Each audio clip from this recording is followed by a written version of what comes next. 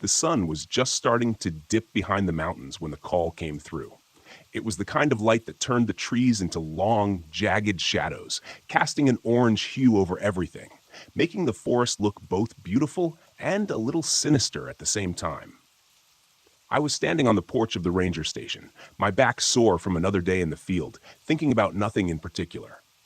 Then the radio crackled to life. "Ian, you there?" It was Kyle, the new guy. Fresh as they come, but eager. He was stationed up near the old fire watch tower, abandoned for years now since the budget cuts. I raised the radio to my mouth. "Go ahead, Kyle." There was a pause, too long. A crackle of static filled the silence, and then I heard it, the sound of his breathing. Fast and uneven. Fear. I think something's out here," he said, his voice barely more than a whisper. "What are you talking about?" I asked, a knot of unease forming in my gut. "Is it a bear?" No, not a bear. Something else. Something's not right." The knot tightened. "Stay calm, Kyle. Where are you exactly?" "By the watchtower, near the North Ridge. I thought I saw something in the trees." The radio cut out, and what came next made my blood run cold. A sound low and guttural like an animal, but not quite. It was a sound that didn't belong to anything I knew in these woods. The radio crackled once more, a blood-curdling scream. And then, nothing. Silence. I stood there for a moment, frozen, my hand gripping the radio so tight my knuckles were white. The air around me seemed to still, thick with something I couldn't name. I could feel the others inside the station staring at me, waiting. Jess was the first to speak, her voice cutting through the heavy quiet. "What the hell was that?" she asked, stepping outside. Jess was our tracker, a seasoned ranger who could find anything or anyone in these woods. But even she looked rattled.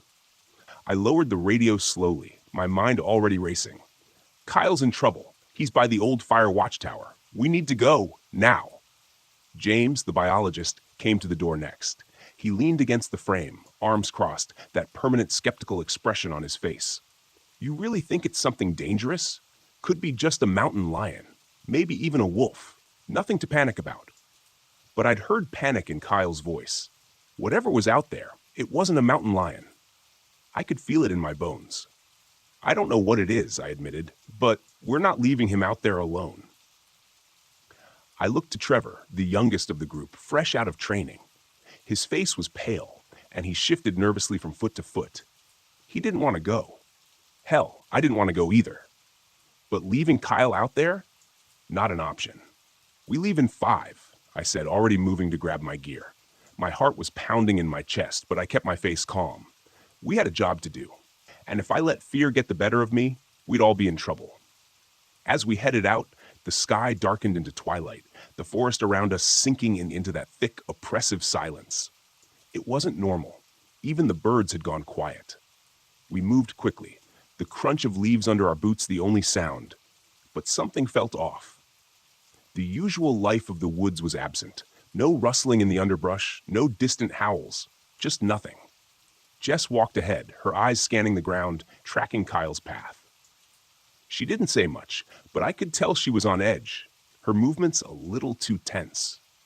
James kept muttering under his breath, more to himself than anyone else. And Trevor stayed close, his head on a constant swivel, wide-eyed like a deer caught in headlights. As we approached the old fire watchtower, I noticed the way the trees seemed to close in around us, casting long, crooked shadows that made it feel like we were being watched. The tower stood like a ghost against the sky, a dark silhouette looming over the forest, and then I saw it. Kyle's pack lying at the base of the tower, but no sign of Kyle. My heart sank. Something wasn't right. I knelt next to the pack, scanning the area for any sign of a struggle. Nothing. The air was heavy, thick with a tension I couldn't explain. I looked up at the watchtower. Its rusted frame creaked in the wind, but otherwise it was silent, too silent. "We'll split up," I said, my voice low. "Jess, check the tree line. James, look around the base. Trevor, stay with me." But as the words left my mouth, a new sound cut through the air. A voice, faint but clear. "Ian, help." It was Kyle. But something in the tone wasn't right. The forest had swallowed us whole. The fading light from the sky barely pierced through the thick canopy overhead. It was just shadows now, dark, tangled branches and trunks stretching into the dusk. The deeper we went, the quieter it became, like the woods were holding their breath. Every step felt like an intrusion, like we weren't supposed to be here. We'd been walking for about an hour, but it felt longer. Jess, as usual, was ahead, eyes fixed on the ground, picking up signs that none of the rest of us could see. I kept glancing around, uneasy, the weight of Kyle's last transmission gnawing at me. The guy had been spooked, seriously spooked, and now we were heading straight into whatever had caused it. James, always the skeptic, pushed through the brush behind me, breathing hard. He wasn't exactly built for long treks in the wilderness. "This is getting ridiculous, Ian," he muttered. "You're seriously telling me you believe in this? Whatever it is, skinwalkers, supernatural nonsense? You know what's more likely? Kyle got scared by a bear or a wolf and he's hiding somewhere." I didn't answer right away, just kept moving. I wanted to believe that too. But that sound over the radio, whatever it had been, was still in my head, curling around my thoughts like a snake. It wasn't something I'd heard before, and I'd spent my life in these woods. "James," I said after a long pause, "I don't know what I believe, but something scared him, and we need to find out what." Ahead, Jess had stopped. She was crouched low, studying something on the ground. Trevor and I moved toward her, James huffing as he caught up. "What is it?" I asked. She pointed silently. There, caught on a low branch, was a strip of fabric, green, like the ranger uniforms we all wore. It was torn, ragged at the edges, and stained with something dark. My stomach twisted. "Kyle's?" Trevor asked, his voice barely more than a whisper. Jess nodded, her face grim. She stood, brushing dirt off her knees. "His trail goes further into the trees, but I'm not liking what I'm seeing." I knew what she meant. We'd all noticed it. Claw marks, gouged deep into the trunks of the surrounding trees.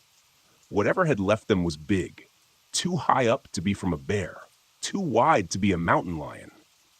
I ran my fingers over one of the marks, trying to picture what kind of creature could have done this. Nothing I could think of matched. "What the hell made those?" Trevor asked, taking a step back, his eyes darting around, scanning the shadows like something might leap out at us. "Nothing good," Jess answered flatly. "We need to move. Fast." She was right.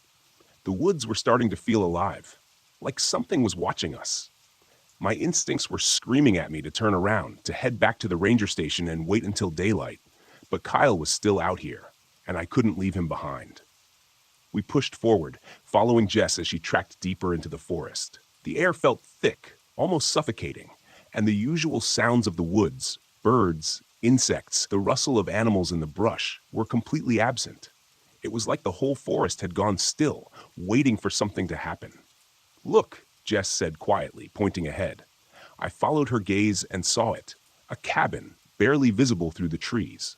The roof sagged, and the walls were worn, but it was still standing. "That's Noah's place," I said. The old man lived way out here, keeping mostly to himself. I hadn't seen him in years. He was a Native American shaman, or so the rumors went. People said he knew things about the forest, things most of us didn't want to know. As we approached, the door creaked open, and Noah stepped out, his weathered face unreadable. He didn't seem surprised to see us.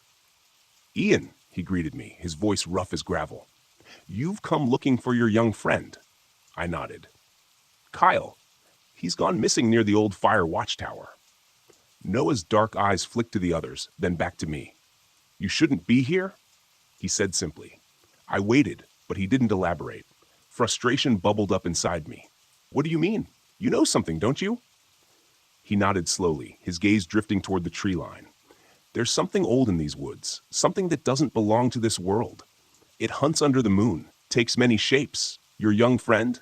He paused, choosing his words carefully. "He's not lost. He's been taken." James scoffed, shaking his head. "You can't be serious." But I was serious. Noah's words sent a chill down my spine, like ice water flowing through my veins. "Taken by what?" "The watchtower was built on land that wasn't meant for men," Noah continued, his voice low and heavy with meaning.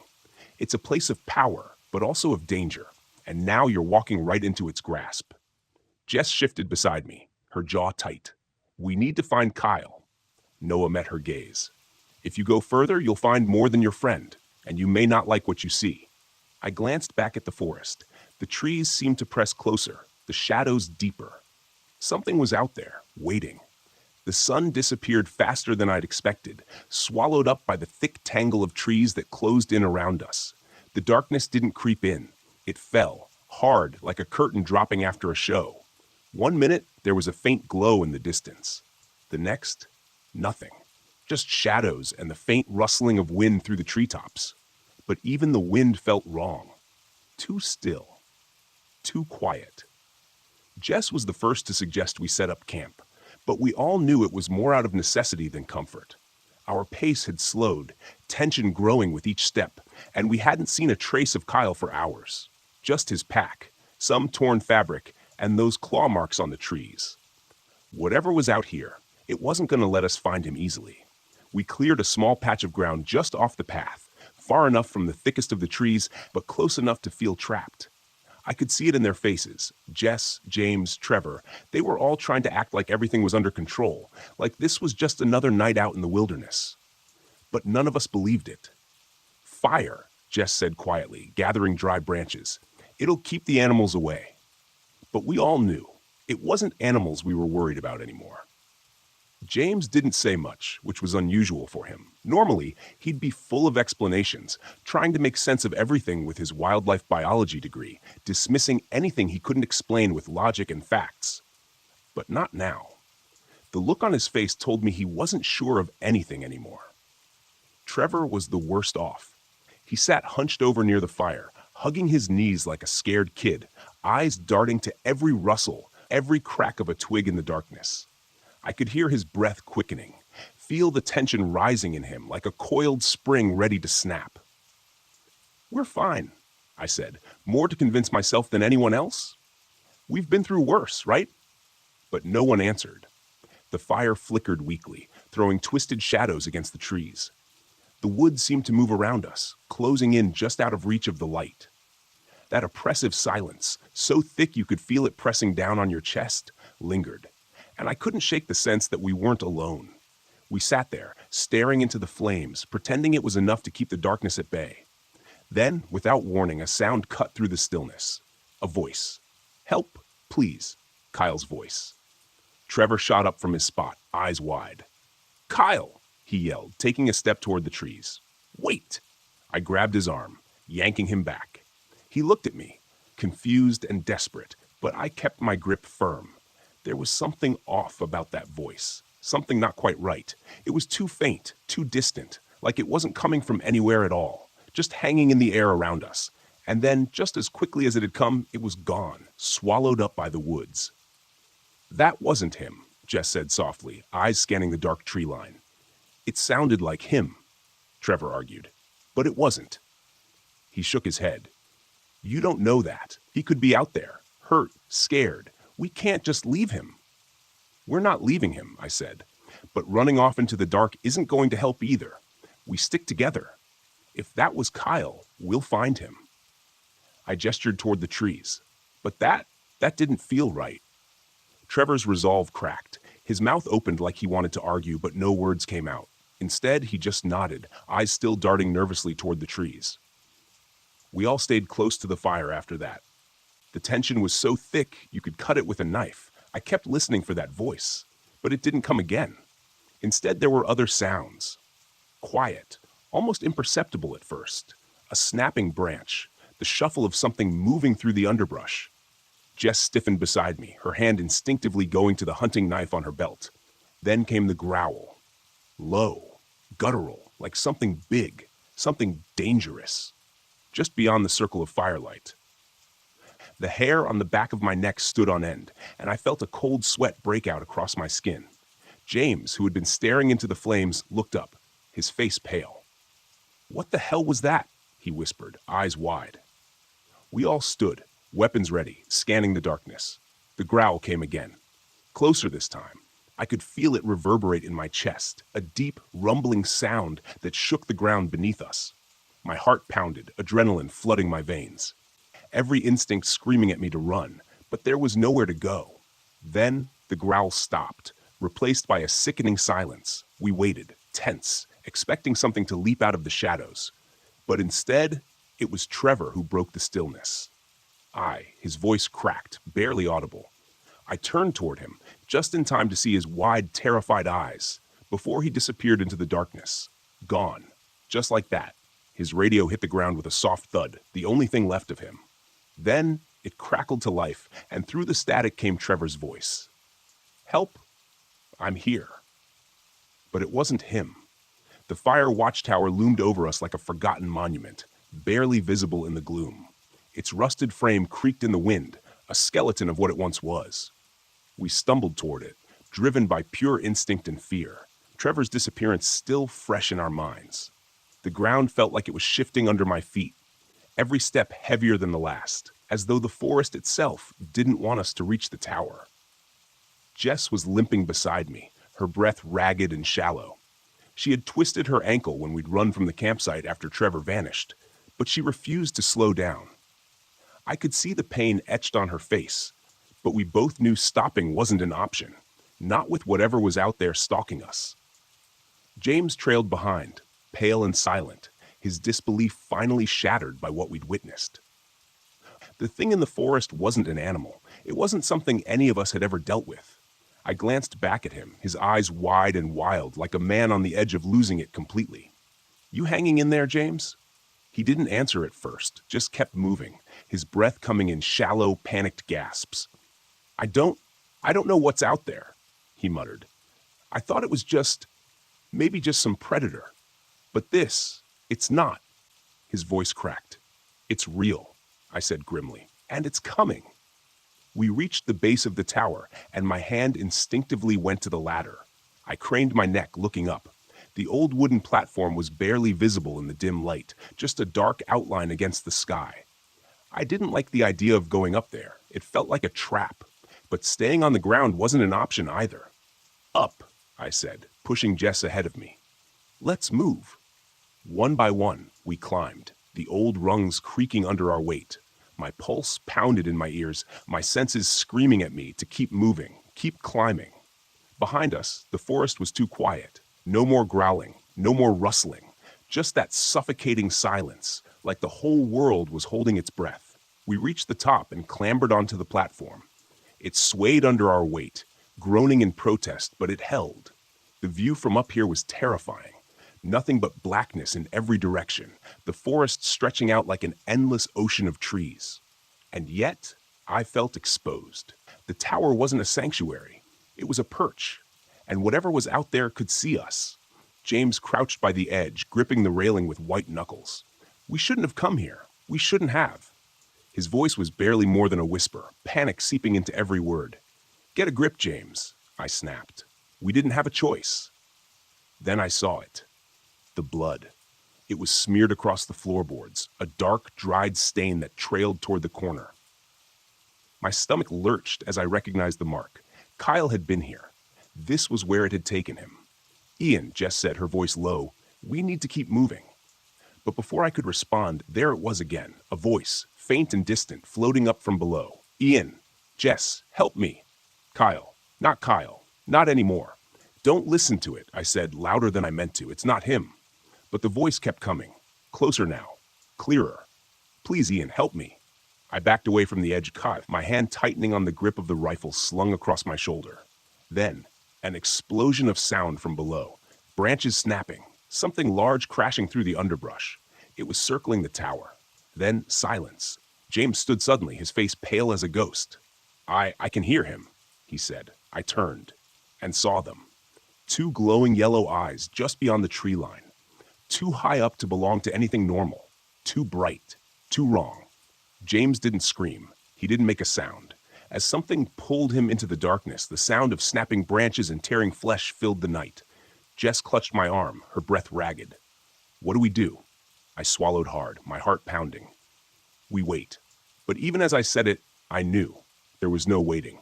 The thing had found us, and now it was just a matter of time. Below us, the voice came again. Soft, pleading. "Ian, please." I closed my eyes, gripping my rifle tighter. It was going to come for us next. The forest was alive with the sound of something hunting us. The skinwalker circled below, unseen but unmistakably there, its movements too fast, too erratic. We could hear it growl, reverberating through the trees, a low guttural sound that sent ice-cold terror through my veins. Every crack of a branch, every rustle of leaves had me gripping the rifle tighter, but I knew a gun wasn't going to stop whatever was down there. Jess crouched beside me, her breath coming in shallow gasps, her face pale, streaked with sweat and dirt. Neither of us spoke, both listening to the sound of the creature prowling below, waiting for it to make its move. The fire watchtower swayed slightly under the pressure of the wind, or maybe under the pressure of something worse, something that didn't care whether or not we had high ground. "I don't think it's going to stop," Jess whispered, her voice raw, barely a thread of sound. I swallowed hard. "No, it won't. It's playing with us." The creature was relentless. Every few minutes it would let out a sound, sometimes like Kyle's voice, sometimes like a deep, ragged breath, always pulling at our nerves, making it impossible to think straight. The rifle felt useless in my hands. This wasn't a bear. This wasn't a wolf. This was something older, darker, and it was feeding off our fear. Suddenly, a loud thud echoed up from below. Something had hit the tower, hard. The whole platform shuddered, sending splinters flying up from the old, rotten wood. I grabbed Jess, pulling her back from the edge just as another thud shook the entire structure. "It's trying to knock the tower down," Jess said, her voice barely above a whisper, eyes wide with panic. "We can't stay up here," I said, scanning the surrounding forest. The trees were just a blur of black shadows, but the sense of being watched, of being hunted, was overwhelming. We were running out of options. If it brought the tower down, we'd be sitting ducks. Another loud crash, and the tower groaned under the force. I felt the platform shift beneath us, my heart racing. If we didn't move, this thing was going to tear the whole place apart. "We've got to make a run for it," I said, the words catching in my throat. "Now, before it brings us down." Jess nodded, though I could see the fear in her eyes. She gripped her knife tighter, even though we both knew it wouldn't do much against what waited for us in the trees. I threw the rifle over my shoulder, slung low, and moved toward the ladder. "Stay close. We run straight for Noah's cabin. If we can make it to his land, maybe it won't follow."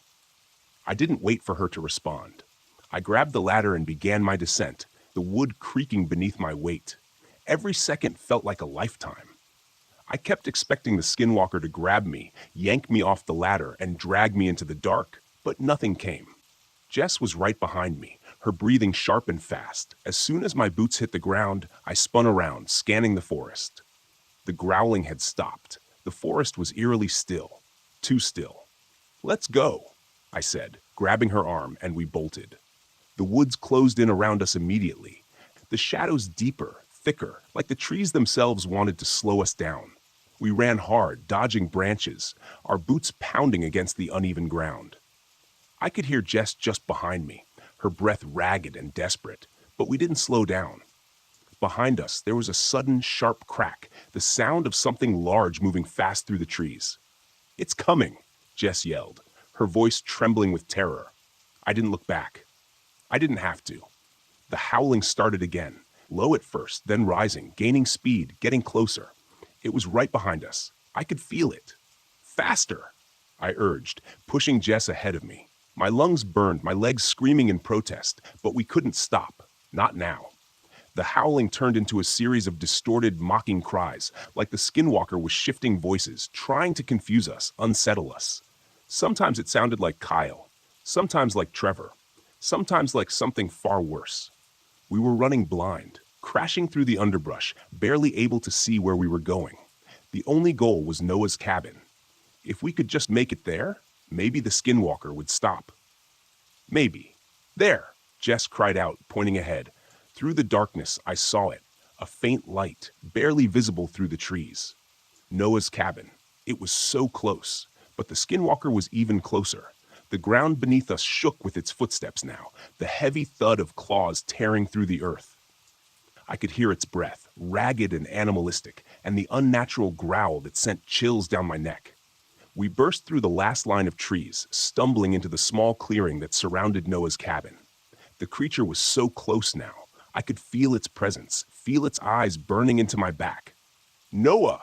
I screamed, my voice hoarse, desperate. "Noah, help!"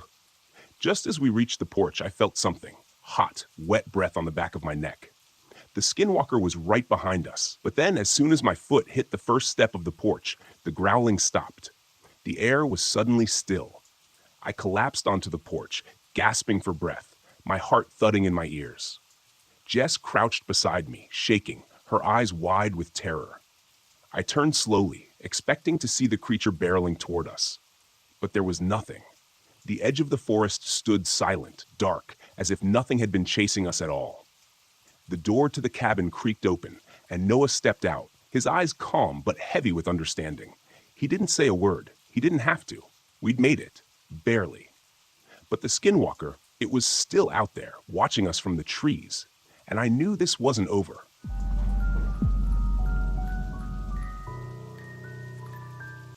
I knew the night was off to a strange start the minute I checked in. The ranger station, which normally felt like a second home to me, seemed smaller and lonelier than usual. Even the warm glow from the overhead lights couldn't chase away the gloom pouring in from the windows. I stepped inside, figuring I'd see Pat, Marcus, and Dana gathered around the battered table in the corner, trading jokes while we waited out another quiet shift. Instead, I found them pacing around, each one fiddling with equipment or rechecking logs. It was my turn to do a final walkthrough outside. Usually, I enjoyed strolling around under the moonlight, scoping out the tree line for raccoons or wandering deer. Tonight, the moon was hidden behind roiling clouds, and the path beyond the station was pitch black. The wind whipped across the roof, making the beams groan. I half wondered if the entire structure would shake itself apart. After a few minutes of testing the locks and listening for anything unusual, I stepped back inside, my jacket dripping with cold dew. Pat gave me this look that said, "All good out there?" I nodded, but I didn't really feel certain. Before I could settle at the desk, Dana spoke up. She's usually the practical one, never letting gossip or superstitions rattle her. But her expression was guarded. She asked if we'd ever heard rumors about the Phantom of Hollow Grove. Marcus let out a nervous laugh, but Pat's face turned serious. Dana explained how this old local legend had been passed around since before any of us were hired, a name tied to unexplained vanishings, especially when the moon was at its fullest. She didn't sound like she was spinning a campfire story. Her voice was calm, too calm, like she was remembering something unsettling. The station lights flickered just then. It might have been a hiccup in the power, but it made every single nerve in me go on alert.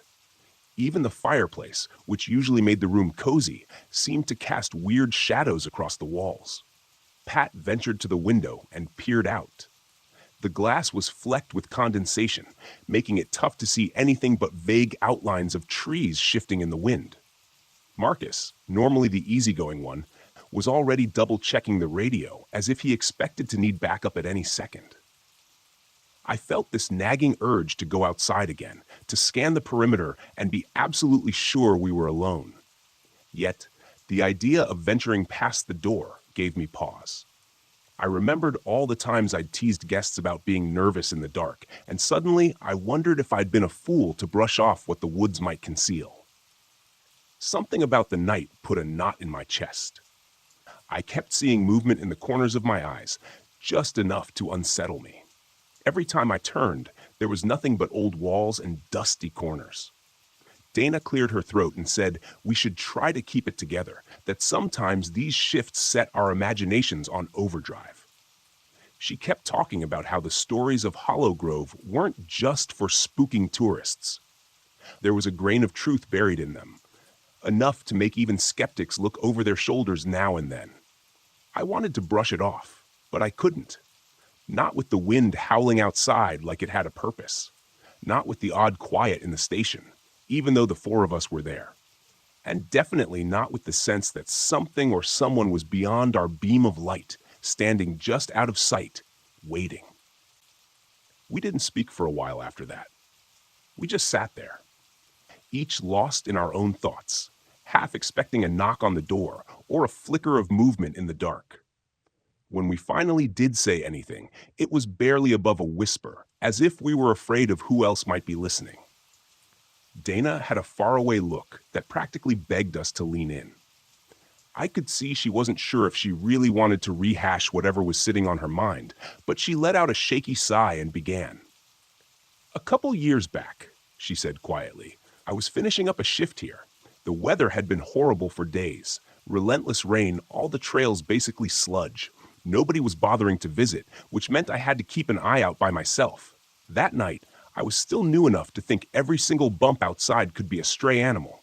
Except the sounds I heard weren't from an animal." She paused, gazing at the table. None of us moved. Even Pat, who usually tries to crack a joke and break tension, just watched her in silence. Dana went on about how she'd spent the whole evening hauling fallen branches off the paths. When the sun set, she ducked inside, thinking she'd wait out the storm and call it a night. The wind was raging so hard the station windows rattled every few seconds. Finally, her stomach growled, so she ordered from the nearest diner. Old Henry, a delivery guy everyone in town knew, pulled up half an hour later. She stepped out onto the porch to grab her food. "I remember how dark it felt," she said, rubbing her hands together like she could still feel the chill. There was this dampness that wouldn't let go. The diner headlights cut across the station's walls, but everything else was swallowed by black sky. She tried to keep it casual, chatting with Henry about the rain, about how he managed to drive in such miserable conditions. But he kept glancing over her shoulder. Finally, he blurted out that somebody was standing among the twisted oaks near the fence. Dana saw nothing at first, just the silhouette of trees shifting in the wind. Then she made out a shape, thin, ragged, like it was half crouched behind a trunk. That's when they both heard it, something like a hushed voice telling them to go. "It didn't feel like a threat," Dana admitted, tapping her fingers on the table. "It was more like someone warning us. But I couldn't begin to guess who or what was trying to help." The fear ramped up quick. She and Henry jumped into his car without saying a word, not caring about anything but getting down that mud-slick road. The tires spun, kicking up gravel and water, and they raced off.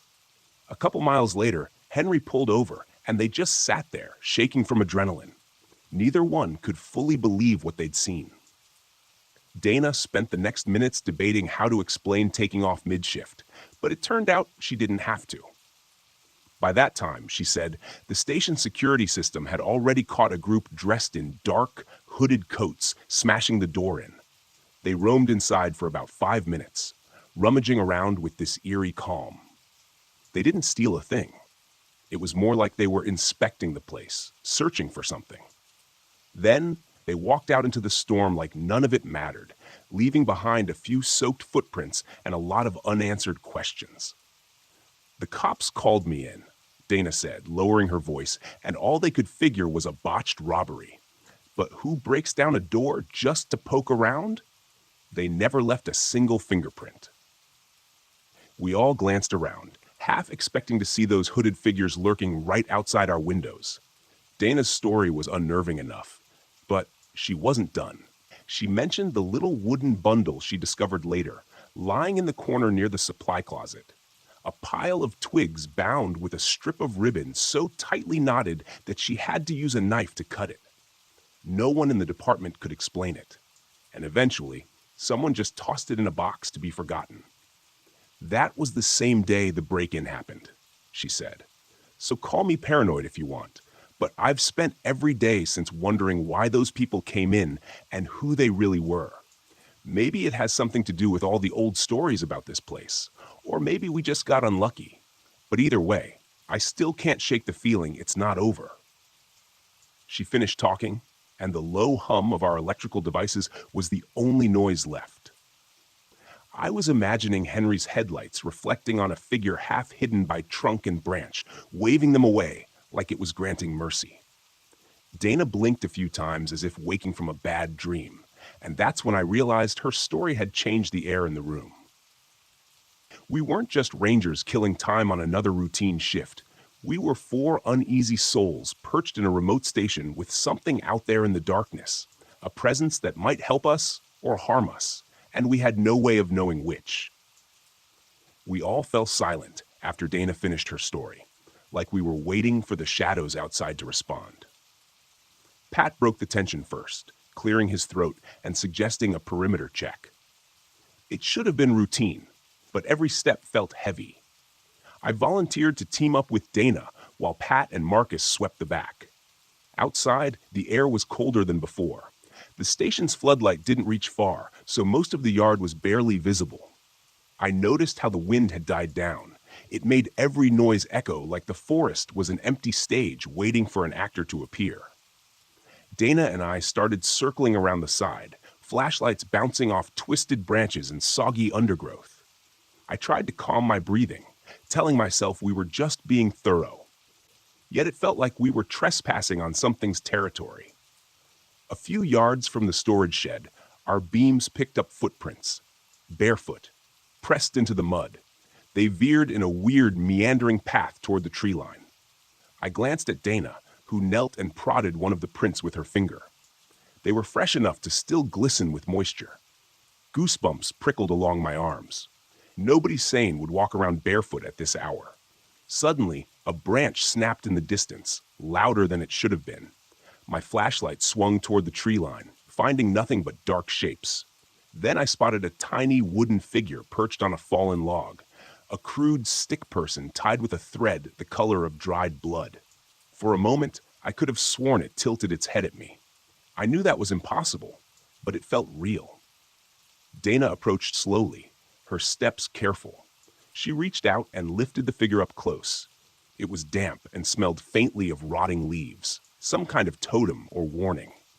We heard murmurs then, hushed voices carrying through the quiet of the night. I flicked off my flashlight, signaling Dana to do the same. Through the gloom, we made out movement. Silhouettes shifting among the trees, maybe 4 or 5. They moved in a rhythmic way, as if following a practiced formation. No flashlights, no phones, just bodies and shadows. We crouched, our hearts pounding, thoughts racing about what we'd do if they headed our way. Pat and Marcus stumbled upon us, nearly causing me to jump. Marcus mouthed, "We saw them too," pointing toward another patch of darkness. We decided in silent agreement to back up to the station. As we retreated, I kept looking over my shoulder, convinced we were being watched. But I caught only faint outlines flickering through the trees. Inside, we locked the doors, drew the blinds, and shoved a heavy table against the main entrance. The logs in the fireplace popped, scattering embers in a sudden burst. Usually that sound is comforting, but this time it felt more like a warning shot. No one sat. We hovered near the windows, peeking out through narrow gaps in the blinds. The station smelled of damp clothes and fear, if fear can have a smell. Pat wanted to call for backup, but Dana hesitated. What if they're gone by the time anyone arrives? We'll look paranoid. She had a point. I remembered the story she told us, the unanswered questions left behind after the hooded group trashed the station. If they were the same ones prowling outside, they'd likely vanish as soon as they heard sirens. Time dragged. The wind picked up again, rattling the siding. My eyes burned from staring out the window, half expecting to see faces pressed against the glass. The phone lines were spotty this far out. If the lines went down, we'd be stranded without any communication. Marcus joked about how we should have transferred to a beach post, but the humor fell flat. We all knew we were in over our heads. Hours later, the forest remained silent, like it was holding its breath for something worse. We agreed to wait for first light before making any bold moves. Whatever lurked outside, it felt like it was waiting too. The 4 of us ended up around the fireplace, jumpy at every twig snap or gust of wind. Nobody wanted to say it out loud, but we all knew the night wasn't done testing us. As the clock inched closer to dawn, we heard the faintest scrape against the back wall, like someone running a blade or a rock along the wood. I stood, flashlight trembling in my hand. But the noise stopped. No footsteps, no break-in. Just a reminder. They were still out there. We realized morning might not bring any safety at all. But for now, It was the only hope we had. We took turns peering through the windows, watching for shapes among the trees, each minute feeling like an hour. There was a shared, unspoken sense that whatever happened tonight was just the prelude. And as we huddled by the sputtering fire, none of us felt particularly eager to see what came next. I made my decision before sunrise. We all did. By the time the gray light started filtering through the station's grim, smeared windows, our nerves were shredded. Every noise from the night before still seemed to echo in the back of my mind. The shifting silhouettes, those footprints in the mud, that faint scrape against the wall. None of us had slept. We were running on pure adrenaline and dread. Pat asked if anyone wanted breakfast, trying to mask the tension with a sliver of normalcy. But no one had much appetite. Marcus simply shook his head, staring at the barrier we'd set against the door. Dana, who had always been our rock, looked like a stranger. Her eyes were dark, hollow circles. She forced a small smile, but didn't say anything. I realized we'd each reached the end of our tether. We peeled back the blinds to watch the first rays of morning cut through the forest, turning the nearest treetops into dull silhouettes. Though the night had receded, it hadn't taken that malevolent feeling with it. I still sensed we were being watched. Maybe from the shadows. Maybe from beyond the battered fence line. That unshakable dread was enough to convince me I couldn't keep doing this. Marcus packed his gear in a frantic, clumsy way, almost as if he thought we needed to evacuate immediately. I couldn't blame him. I grabbed my backpack, stuffing it with whatever personal items I could find, spare clothes, an old mug, a few dog-eared field guides. None of us spoke more than a few words, but there was a shared understanding. We were done. For good. It was like the forest itself had finally broken our last bit of resolve. Pat tore down the makeshift barricade, tossing the table aside with a grunt. "I'm not sticking around," he mumbled, blinking away the fatigue that clung to all of us. "I'll do the paperwork, whatever it takes, but I'm not coming back here." Dana stayed silent, but her eyes darted around the station one final time, almost as if she was memorizing every crack and splinter. I could only imagine what she was feeling, given her past run-ins with whatever lurked out there. Then she swallowed hard and whispered, "Let's go." We stepped outside, the morning air chilling our lungs. Instead of the usual dawn chorus of birds, there was near complete silence. It was as if the entire forest held its breath, waiting to see if we'd actually leave. A low haze lingered around the tree roots, and the wind hissed through damp leaves. That creeping unease wouldn't let up. I felt like eyes were drilling holes in the back of my head. At the trucks, we didn't even try to pretend we'd come back. Normally, there'd be talk of the next shift or a reminder to lock up carefully. This time, we just piled in, turned the keys, and drove away. No glances in the rearview mirror. We knew what we were leaving behind. It wasn't just the station. It was the memory of that horrific night. The footprints in the mud, the indecipherable murmurs among the trees, and the strange totems that hinted we were in over our heads. As we hit the main road, I felt a glimmer of relief mixed with guilt. Part of me worried about the next person who'd fill our roles, but I knew I couldn't stay there. The forest had become too loaded with shadows and unanswered questions. We pulled up to the Central Ranger office later that morning. The woman at the front desk looked startled as we handed over our resignations in near unison. Pat's words tumbled out, shaky but resolute. "We're done. No more nights out there. No more of whatever's in those woods." Nobody asked a single follow-up question. Maybe they'd heard rumors. Maybe they saw our pale faces and realized we'd seen enough. All I know is we gathered our belongings from our lockers without a glance back. I heard Dana quietly mutter that if anyone tried to make her go back, she'd drive 3 states away before she set foot in another forest. Marcus just nodded and patted her shoulder. We left that day, each in our own car, driving away from the ranger service and the job we'd once loved. Even though I was relieved, there was a tiny voice in my head warning me, those woods wouldn't forget us. Sometimes, when I'm alone and thinking too much, I picture the bare footprints and those hooded shapes slipping back beneath the branches. There's a sense of finality to it, but also a lingering question mark. Did we escape or just postpone the inevitable? Either way, I've got no intention of going back to find out. And if anyone were to ask, I'd tell them the same thing. Some places aren't meant to be understood or conquered. Some forests can keep their secrets. And I'll keep my distance forever.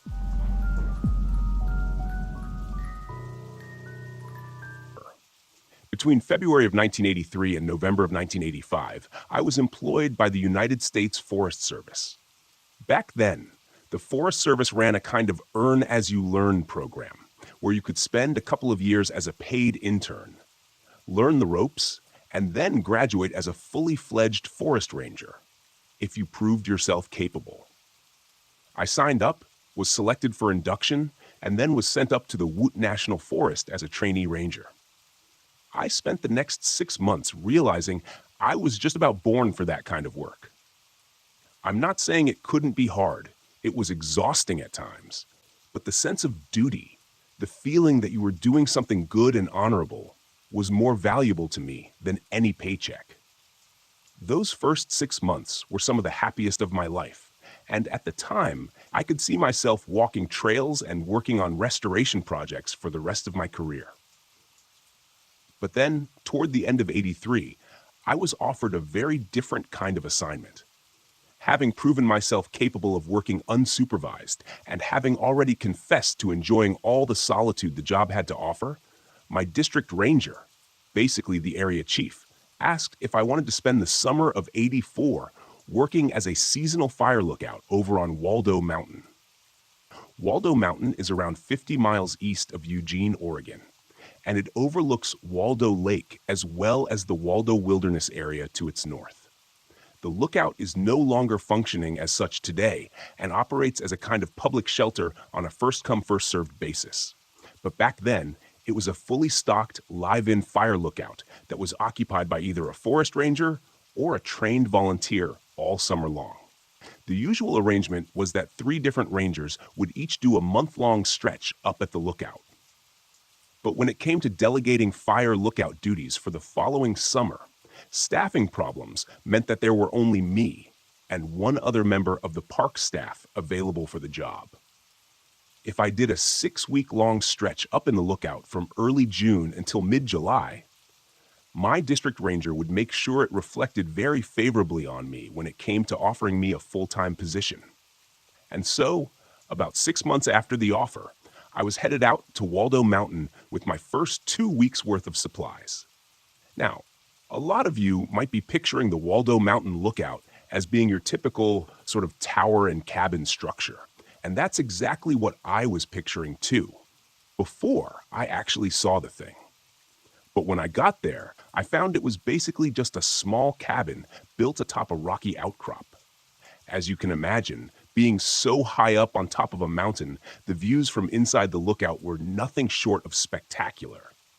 But boy, was it cramped in there.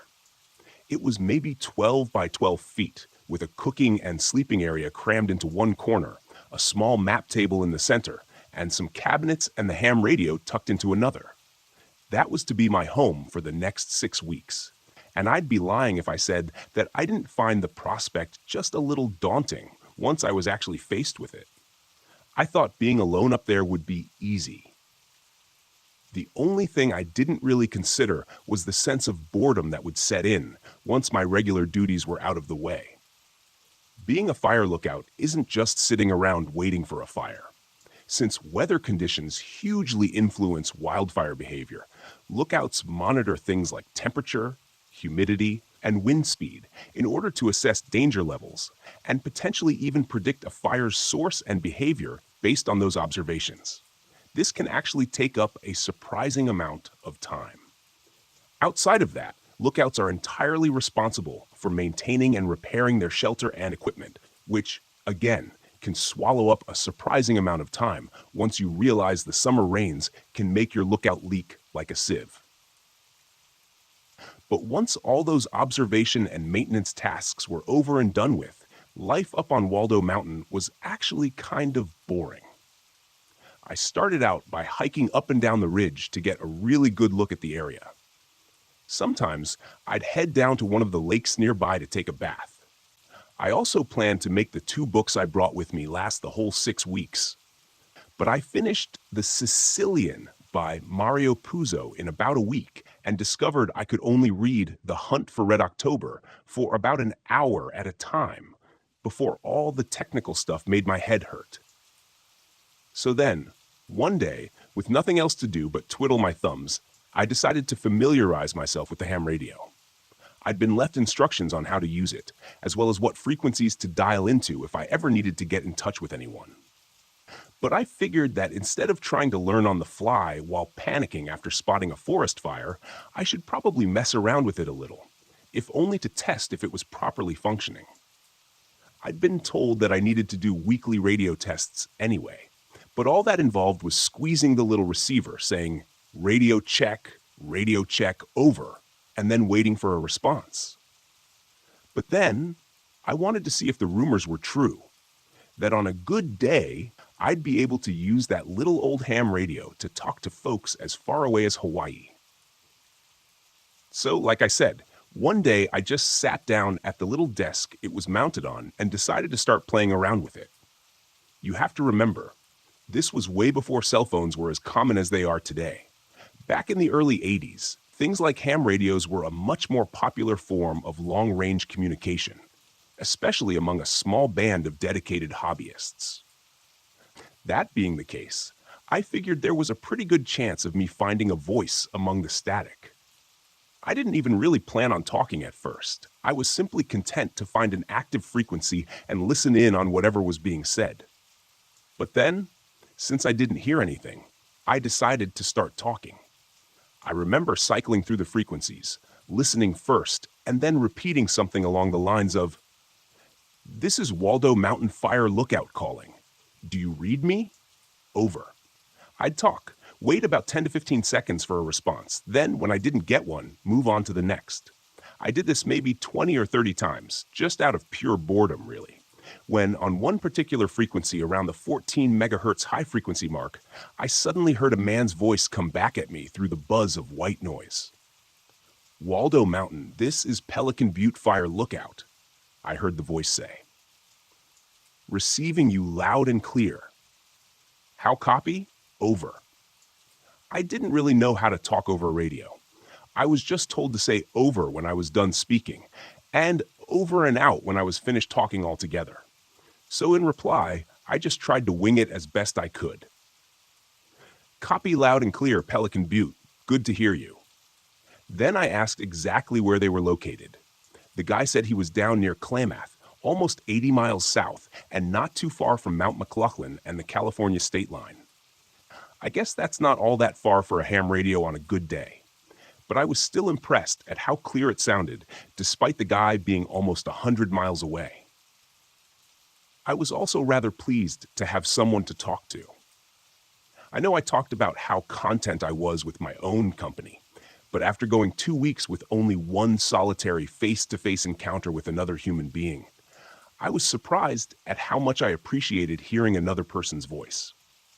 The guy said his name was Jim, and that he was a forest ranger with the team down in It was his 5th season in a row acting as a live-in fire lookout. He sounded very experienced and gave me lots of advice, the most appreciated being his tips on how to keep cabin fever at bay. For those unfamiliar with the term, cabin fever is when people start to feel restless or irritable because they've been indoors or in the same place for too long. Some folks say it can drive you crazy, and although there's no real danger of that up in a fire lookout, that sense of being trapped with your own thoughts can wear on even the strongest of people. I jokingly asked Jim if he ever knew any lookouts who went crazy, either from the isolation or just being stuck in one place for all that time. He reassured me by saying no, he'd never known anyone to lose their mind or anything. He'd known plenty who quit, especially the civilian volunteers that were drafted whenever staffing levels weren't ideal, but he'd never known anyone to go crazy. Then Jim did mention how he thought I was very brave for taking the Waldo Mountain Lookout this season, especially in light of what happened to the last volunteer.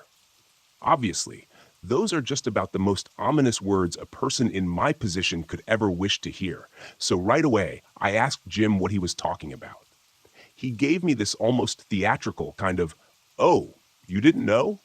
And then started saying how he didn't think he should be the one to tell me. But luckily, it only took a little polite cajoling to get him to spill the story. As a matter of fact, I never actually asked what happened to the previous year's lookout. I just took it for granted that a ranger or volunteer had completed the season without any sort of incident. It didn't even occur to me to ask about previous lookouts or their experiences. I just blindly accepted the position, thinking it'd be a paid camping vacation. There was obviously the slight danger of animal attacks if you strayed too far from the lookout, and I had heard rumors of a tower up in Washington getting struck by lightning. But aside from that, what else was there to go wrong up here? Well, Jim was nice enough to fill me in. The last Waldo Mountain fire lookout, who had volunteered the previous year, had vanished during the final few weeks of their assignment. One day, a ranger went up to the lookout with some pallets of canned food and water, only to find the place completely deserted. They looked around a little, thinking the volunteer lookout was off taking a wash or something of that nature, and then decided to wait for them.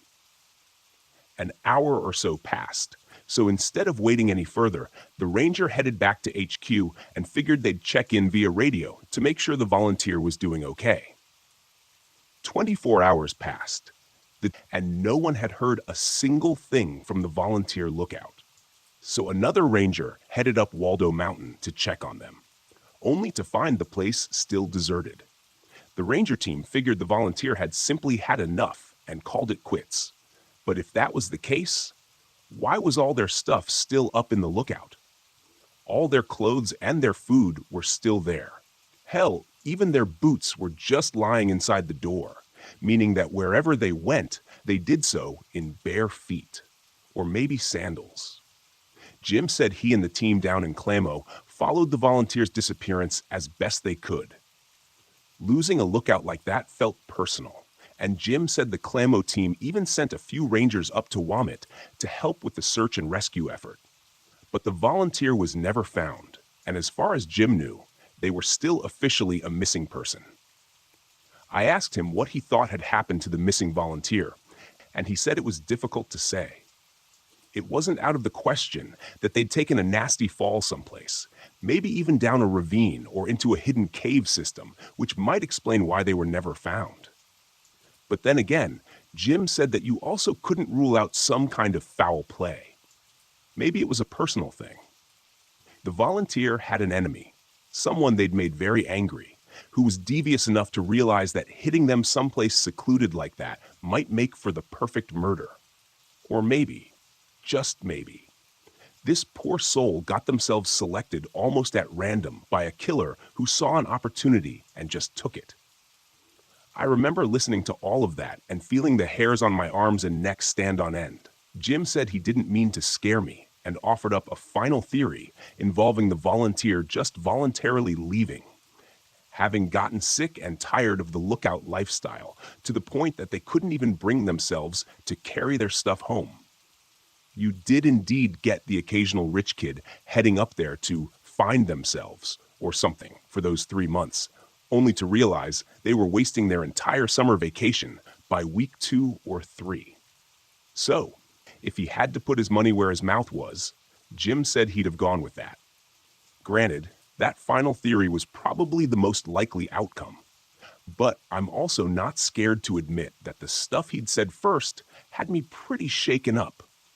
I kept a .38 with me just in case I ran into an overly friendly mountain lion, and that would obviously work at keeping a person at bay too. But the idea of someone creeping up on the lookout in the middle of the night while I was fast asleep, that was most definitely enough to give me the heebie-jeebies. I thanked Jim for passing on the info. Then, at the next available opportunity, I asked one of the WT Rangers about the missing volunteer from the previous year. They said they had no idea what I was talking about, that the ranger who had served as lookout the previous summer was one of the same ones who couldn't do it this year.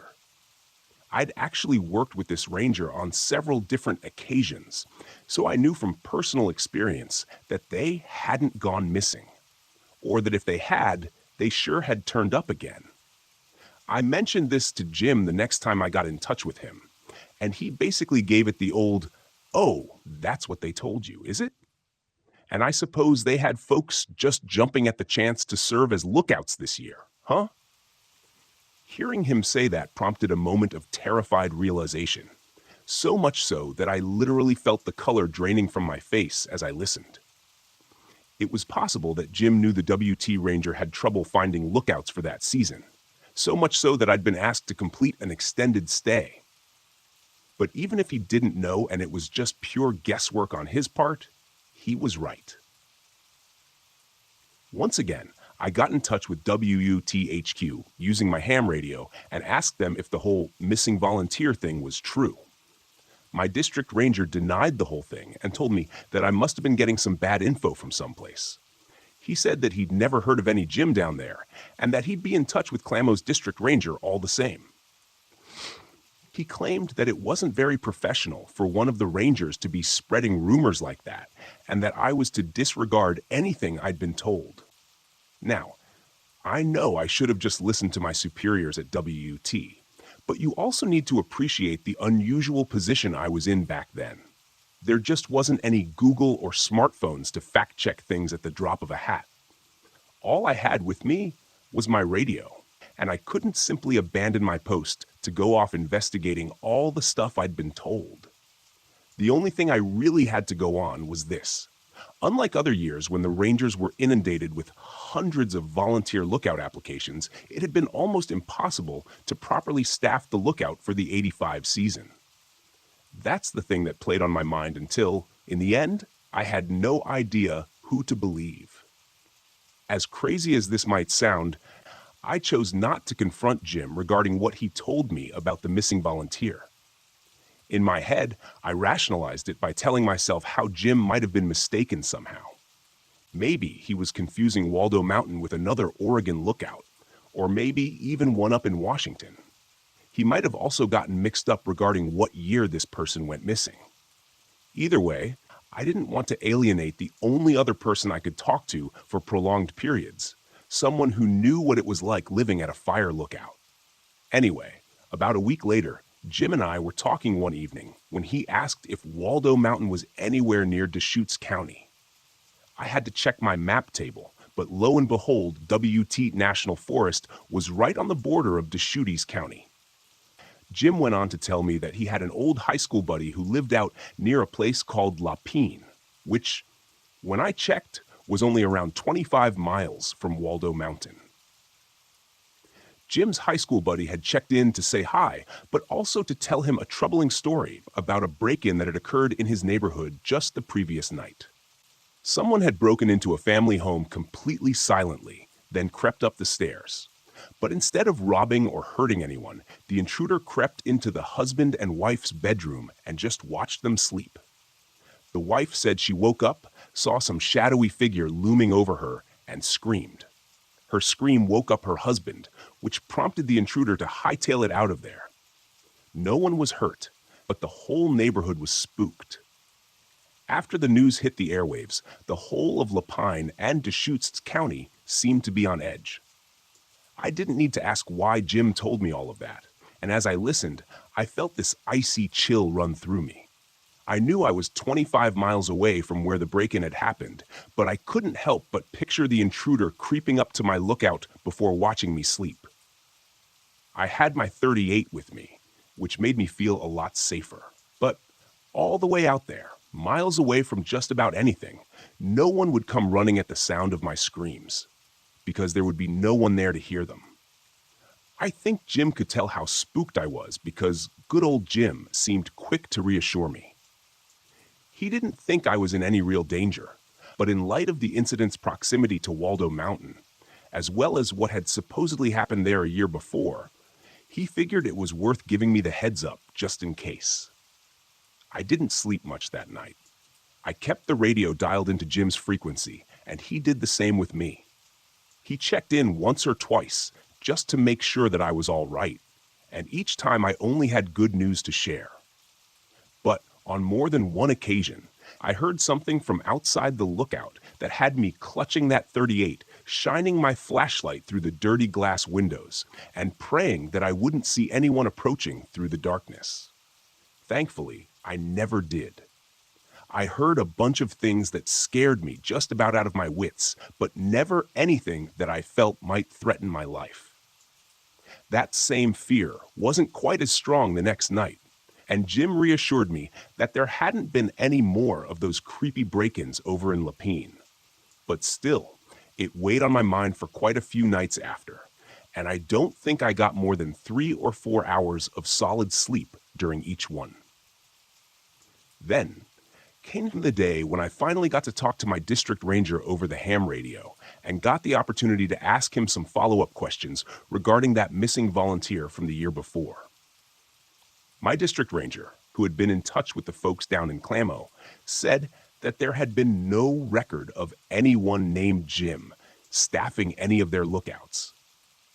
This wasn't something that I could let go of, though, so I confronted Jim on it, and this is what he told me. He swore on his grandchildren's lives that he really was in an old fire lookout tower down in Clamo County. It just wasn't in service anymore, and neither was he. Jim told me that he'd spent 30 years in the Forest Service, and for his final 5, he had indeed spent every summer up in a fire lookout. Now, he was retired, but since his wife had passed, he found that he missed being out in nature during those long Oregon summers. With his old lookout being permanently freed up, he decided to head out there, fix it up a little, and then spend the summer steeped in nostalgia. Jim figured that he'd come off as some lonely old coot if he told me the truth, so instead, he told me a little white lie, never imagining that he'd eventually be found out. He swore that everything else he told me was the truth, especially all the stuff about the volunteer going missing. And truthfully, I believed him. It made perfect sense to me, as much as I needed it to, anyway. I just didn't want to lose that voice in the static, the one I was counting on more and more to keep me sane. The first few weeks had been a breeze, and although the addition of Jim had been welcome, it had not been entirely necessary. But then, toward my final week, week 6, I realized that I had just about reached the limits of my endurance for isolation, and I had actually started to consider Jim a good friend. With that in mind, you can imagine the fear that I felt one night when Jim got in touch over the radio with a distinct sound of terror in his voice. As I said, we had been keeping our radios tuned to one another's frequencies at night, just in case anything bad happened. It had been a quiet evening, but then at around midnight, my radio suddenly burst to life with the sound of Jim's voice. "Jake, it's Jim," he said in a slow, shaky voice before asking, "Are you there? How copy?" "Over." Hearing the urgency in his voice, I rushed over to the radio and began asking him what was up. He then told me, in this frantic, fractured style of speech, that he'd heard someone moving around in the darkness outside his lookout tower. Then, after grabbing his flashlight and heading out onto the walkway outside his cabin, he realized that there were several dark figures in the woods surrounding him on 3 sides. Right away, I told Jim to get the hell off the frequency so he could call for help. But Jim then told me that he'd already tried to contact his HQ down in Clamo, but no one seemed to be manning the radio. He needed me to contact my Ranger HQ so that they could call the cops down in Clamo. I told him I'd do that right away, but before I could twist the frequency dial, I heard him shouting, "Wait!" Jim then started to explain, in the same terrified voice, that the cops needed to know which Pelican Butte to drive out to. Apparently, there was already a Pelican Butte campground down in Clamo County, and the cops needed to head to the old lookout tower Jim was manning, which was off Falls Highway near the 4M Flat Quarry. If I didn't pass along this crucial piece of information, Jim would be screwed. I remember frantically scribbling all that information down and asking Jim to repeat the name of the forest road he had mentioned at one point. And then, after waiting for his response, this is what I heard. Jim's voice suddenly broke through the static and said, "Oh God, they're coming up the stairs." I told him to lock and load the rifle he'd mentioned having with him, and to shoot anyone who came through the door to his cabin. I then heard Jim screaming, "Oh my God! Oh my God! What the hell are you people?" And the next thing I heard was a loud bang, then another and another. Jim let out a scream, and then, once his own had sort of petered out, something else unleashed an ear-splitting, inhuman roar before the transmission suddenly went quiet.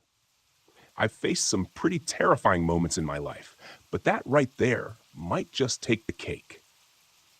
I thought I had just heard Jim, a man I'd grown remarkably close to over the previous 5 weeks, being shot to death in a lookout tower almost 100 miles from where I was sitting.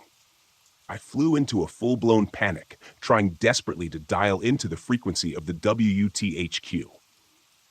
Once I had one of the Rangers on the other end, I began to frantically relay everything I'd heard, including all the details about going to the correct location. Then, once they had promised to contact the Klamath County Sheriff, I switched back to Jim's frequency and began calling out to him across the airwaves. "Jim," I said. "Jim, are you there, buddy?" And the airwaves stayed silent. Nothing but the cold buzz of static. I begged him to say something, say anything. I told him the cops were on their way, that he just needed to hang on and everything would be okay. But deep down, I knew things most probably were not. Jim had mentioned spotting several people circling his tower in the woods below him, which meant the odds were not in his favor. So when he set the radio's handset down, it hit me that the man I'd gotten to know so well over the previous 5 weeks had just been brutally murdered before my very ears. But then, just as my head sank down in my hands, the radio buzzed to life, and someone began to speak. "Hello?" someone asked. The voice sounded like it belonged to a younger man.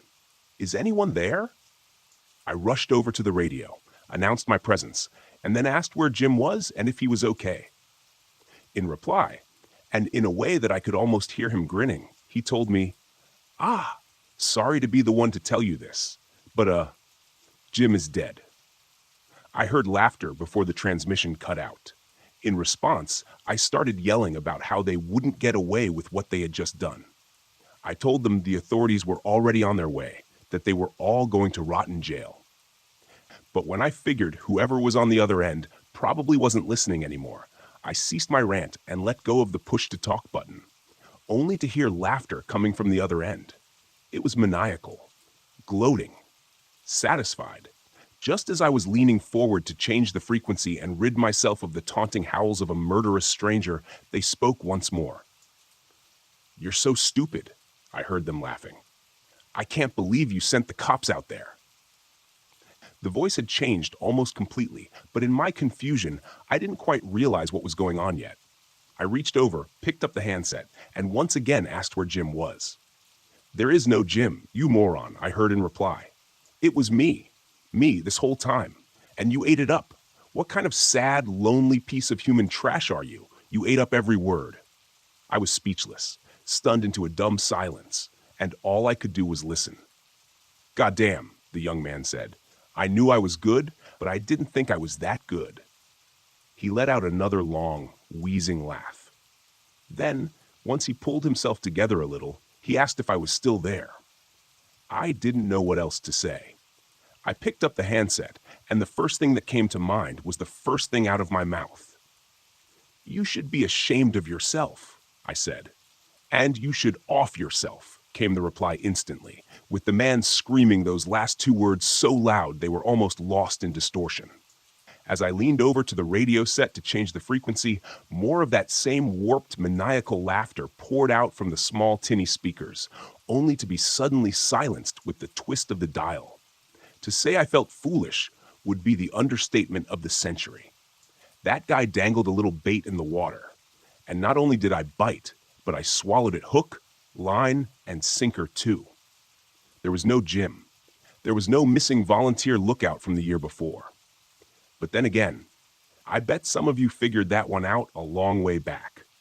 I also bet that guy knew so much about being a fire lookout because he'd talked to one a whole bunch, most likely using the same ham radio he used to talk to me.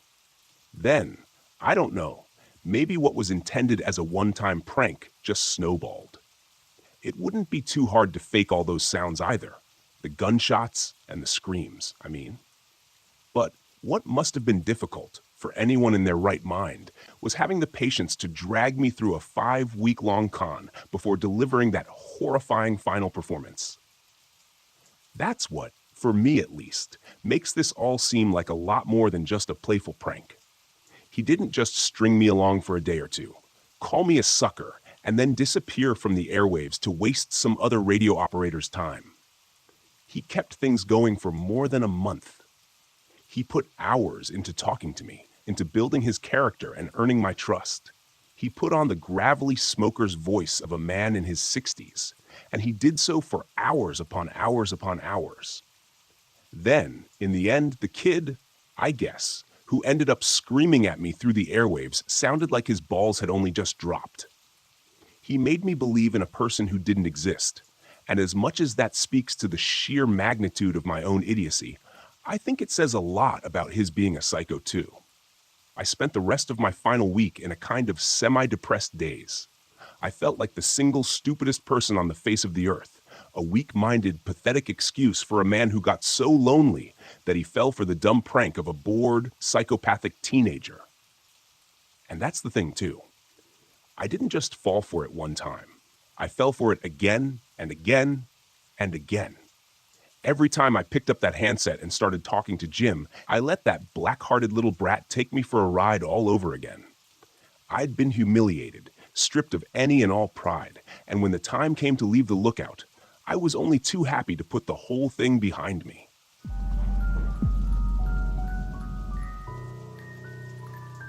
Way back in 2015, I first saw that photo, the one that changed my life. There she was, a young woman sitting on a bed with the most breathtaking view of pine-dotted mountains behind her. I remember thinking, if that's her home, what do I have to do to live in that kind of coniferous paradise? I did some research and found out that the woman wasn't living there permanently. She was a fire lookout. She stayed up there for months at a time and got paid for it. From that moment, I was obsessed. Living the life of a fire lookout for a summer seemed like the adventure of a lifetime. I thought it would be easy to get into, but I was wrong on both counts. When I first applied in 2015, I was way underqualified and got rejected within days. That stung, but it also ignited a fire in me. I did volunteer work, built up my resume with stints at community gardens, and even spent some time at the National Arboretum. By the time 2016 rolled around, I thought I had a fighting chance. But after weeks of hoping and praying, I got another rejection. This one hurt twice as much. I'd put in the work, but it still wasn't enough. It took 2 more years of grinding, applying, and getting rejected. By the time I applied for the 2017 season, just before the 2016 holidays, I was so jaded that I made alternative plans for the summer. That way, the rejection would be like water off a duck's back. And then, the only time I actually planned not to be accepted was the year I finally was. I remember opening the email with shaking hands. When I read the words, "Congratulations, you've been assigned to Gold Mountain Lookout," I felt a mix of disbelief and elation. I'd waited 4 years for this, and it was finally happening. Gold Mountain, the tallest live-in tower in Washington state, would be my home for the next 3 months. I caught a red-eye from Portland to Spokane, landed in the early morning, and drove 170 miles out to Gold Mountain with my truck rental.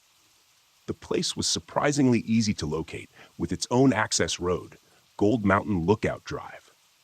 When I arrived mid-morning, a friendly forest ranger met me. We went over a few final details, and he handed me the keys. His big, warm smile and the way he asked if I had any second thoughts made me laugh. I was too excited to back out now. Once he left, I was alone. The isolation was both thrilling and daunting. I danced a little jig as I went to retrieve my stuff, feeling on top of the world. The only downsides were having to use a nearby creek to wash myself and walking down to the bottom of the tower to use the chemical toilet. But the pros outweighed the cons by a mile. For the first few days, everything was perfect. I loved the solitude, the peace, and the spectacular views. It was everything I dreamed of. But there was this nagging feeling in the back of my mind. Be careful what you wish for. The nights were the hardest. I didn't scare easily, but the noises in the woods at night were unnerving. The wind howled around the tower, making it creak like an old ship. I told myself it was just the wind, but the fear of something more sinister lingered. Every creak and groan felt like a footstep. Every rustle of leaves, like a whisper. One night, as I lay in bed with my heart racing, I realized that this dream of mine wasn't going to be all about peace and solitude. There was something out there, something watching, and I wasn't sure if I was ready to face it. The isolation grew on me faster than I expected. Each day was a new adventure, and I quickly fell into a routine. Wake up, check for fires, maintain the equipment, log the weather, and enjoy the vast expanse of wilderness that stretched out before me. It was everything I'd imagined and more. But there was always that gnawing feeling in the pit of my stomach, a sense of unease that I couldn't quite shake. The creek was my lifeline for washing up, and it was about 100 meters from the lookout tower. The first few times, I was apprehensive, constantly looking over my shoulder. It felt like someone, or something, was watching me. But I convinced myself it was just my nerves getting the better of me. I'd come here for solitude, after all, and I wasn't about to let my imagination ruin it. Then one day, as I made my way down to the creek, I saw him, a man crouched on the opposite side, dressed like a typical hiker but built like a linebacker. He had dark hair and glasses that gave him a nerdy look, but there was something off about him. My first instinct was to turn back. I forced myself to keep going. After all, he might just be another hiker passing through. "Hey there! Nice day for a hike," I said, trying to keep my voice steady as I approached the creek. He looked up, startled, and then stood up slowly. "Yeah, it is," he replied, but his eyes lingered on me longer than I liked. I stepped into the water, pretending to wash my hands, all the while keeping an eye on him. He seemed curious, asking what I was doing out here all alone. "I'm a fire lookout," I explained, trying to sound casual. "I stay up in the tower and monitor for fires." "All by yourself?" he asked, a note of disbelief in his voice. "Yes, but I have a radio and bear mace," I said, holding up the canister as if to prove a point. "I'm perfectly safe." He didn't seem convinced, but he nodded and eventually walked away. I watched him go, a cold knot of fear tightening in my stomach. There was something about his demeanor that unsettled me. I finished washing up quickly and hurried back to the tower. For the next few days, I couldn't shake the feeling of being watched. Every rustle in the bushes, every snap of a twig sent my heart racing. I told myself it was just paranoia, but I couldn't help but feel like I wasn't alone.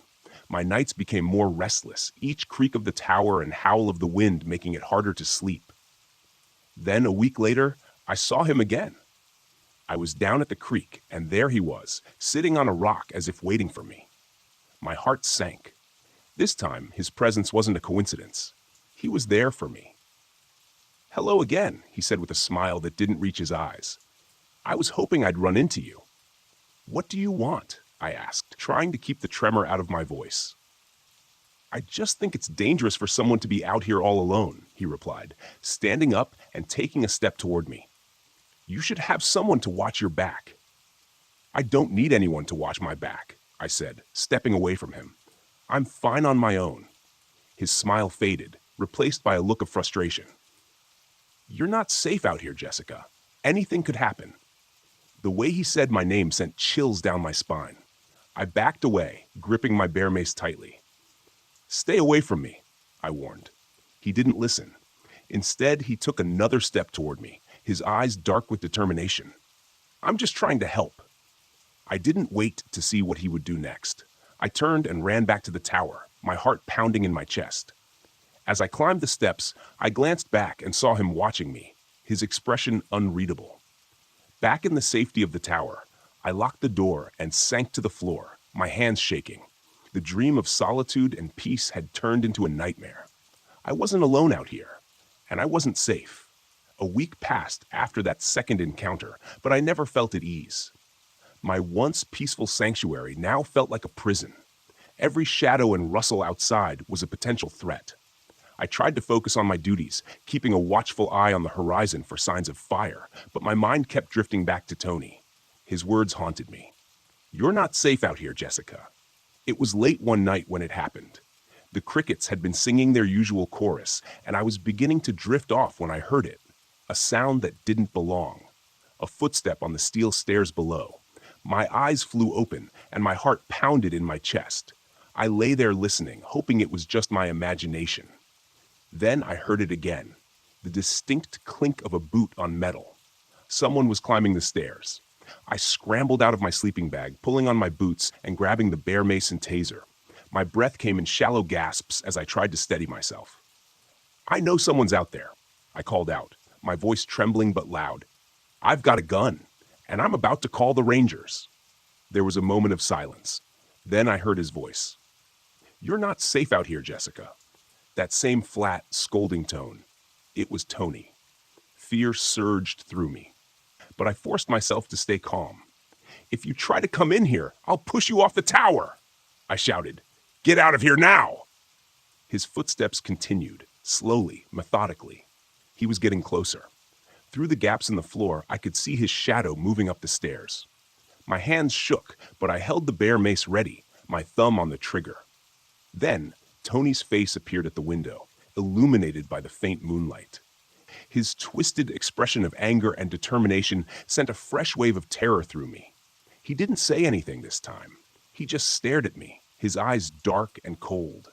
Then he reached for the door handle. "Don't you dare!" I screamed, and without hesitation I sprayed the bear mace directly at his face. He recoiled, howling in pain, but he didn't back down. Instead, he lunged forward, trying to push his way into the cabin. I dodged his grasp, my heart racing. He was strong, and I knew I couldn't let him get his hands on me. I grabbed the taser and jabbed it into his side. He screamed, a horrible guttural sound, and fell back against the wall. "Get out!" I shouted, my voice breaking. "Leave me alone." Tony staggered, trying to regain his balance. I hit him with the taser again, and he collapsed to the floor, writhing in agony. For a moment, I thought he might pass out, but he managed to drag himself toward the stairs. I followed him, my heart still pounding. I gave him one last blast of bear mace as he descended, making sure he wouldn't turn back. He stumbled down the steps, cursing and groaning, until he disappeared into the darkness below. I ran back into the cabin, slamming the door shut and locking it. My hands were shaking so badly, I could barely hold the radio. I called the Rangers, my voice trembling as I reported the attack. By the time they arrived, Tony was long gone. They searched the area but found no sign of him. The Rangers were sympathetic, but their reassurances did little to calm my nerves. The police were called, and they questioned me extensively. But without solid evidence, there wasn't much they could do. Tony had vanished into the night, leaving me with nothing but fear and the gnawing dread that he might come back. The once serene and beautiful lookout tower now felt like a fortress under siege, and I was its lone defender, always waiting, always watching, never truly at peace. The days that followed felt like an eternity. Every noise, every movement in the forest below set my nerves on edge. I barely slept. The cricket song, which once lulled me to sleep, now kept me awake. Each chirp felt like a countdown to another terrifying encounter with Tony. I kept the bear mace and taser within arm's reach, constantly reminding myself of their presence, a flimsy barrier against the relentless dread. One night, as I sat by the window, scanning the dark tree line, I saw a shadow move. My heart leapt into my throat.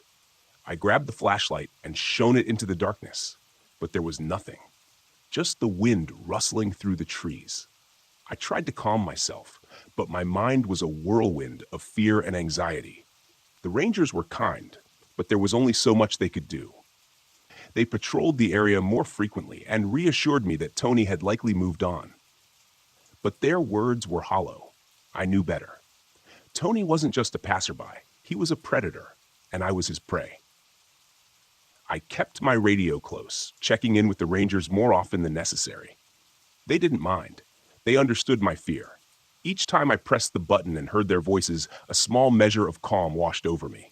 But it never lasted long. One particularly cold and windy night, I was jolted awake by a sound I had come to dread, the creak of the stairs. I sat up, my heart pounding in my chest, and listened. The wind howled around the tower, making it difficult to discern specific noises. I strained my ears, hoping, praying that it was just my imagination. Then I heard it again, a distinct, deliberate footstep on the metal stairs. I grabbed the bear mace and taser, my hands trembling. This time, I didn't call out. I waited. My breath was shallow. My pulse raced. The footsteps grew louder, closer. I could see a shadow moving up the stairs. As the shadow reached the top, I shone my flashlight directly at it, illuminating Tony's twisted, furious face. His eyes were bloodshot, his expression one of pure rage. "You're not safe out here, Jessica," he hissed, echoing his previous threat. Before he could take another step, I sprayed the bear mace directly into his face. He screamed, a guttural, animalistic sound, and stumbled back. I didn't wait for him to recover. I jabbed the taser into his side, sending volts of electricity through his body. He convulsed, collapsing onto the stairs. "Get out!" I screamed, my voice raw with fear and anger. "Get out and never come back!" Tony managed to crawl down the stairs, his screams of pain echoing through the night. I watched him go, my heart pounding, my hands shaking. When he was finally out of sight, I ran back into the cabin and locked the door. The dream I had once cherished was now a ghost, a reminder of the darkness that can lurk even in the most beautiful places.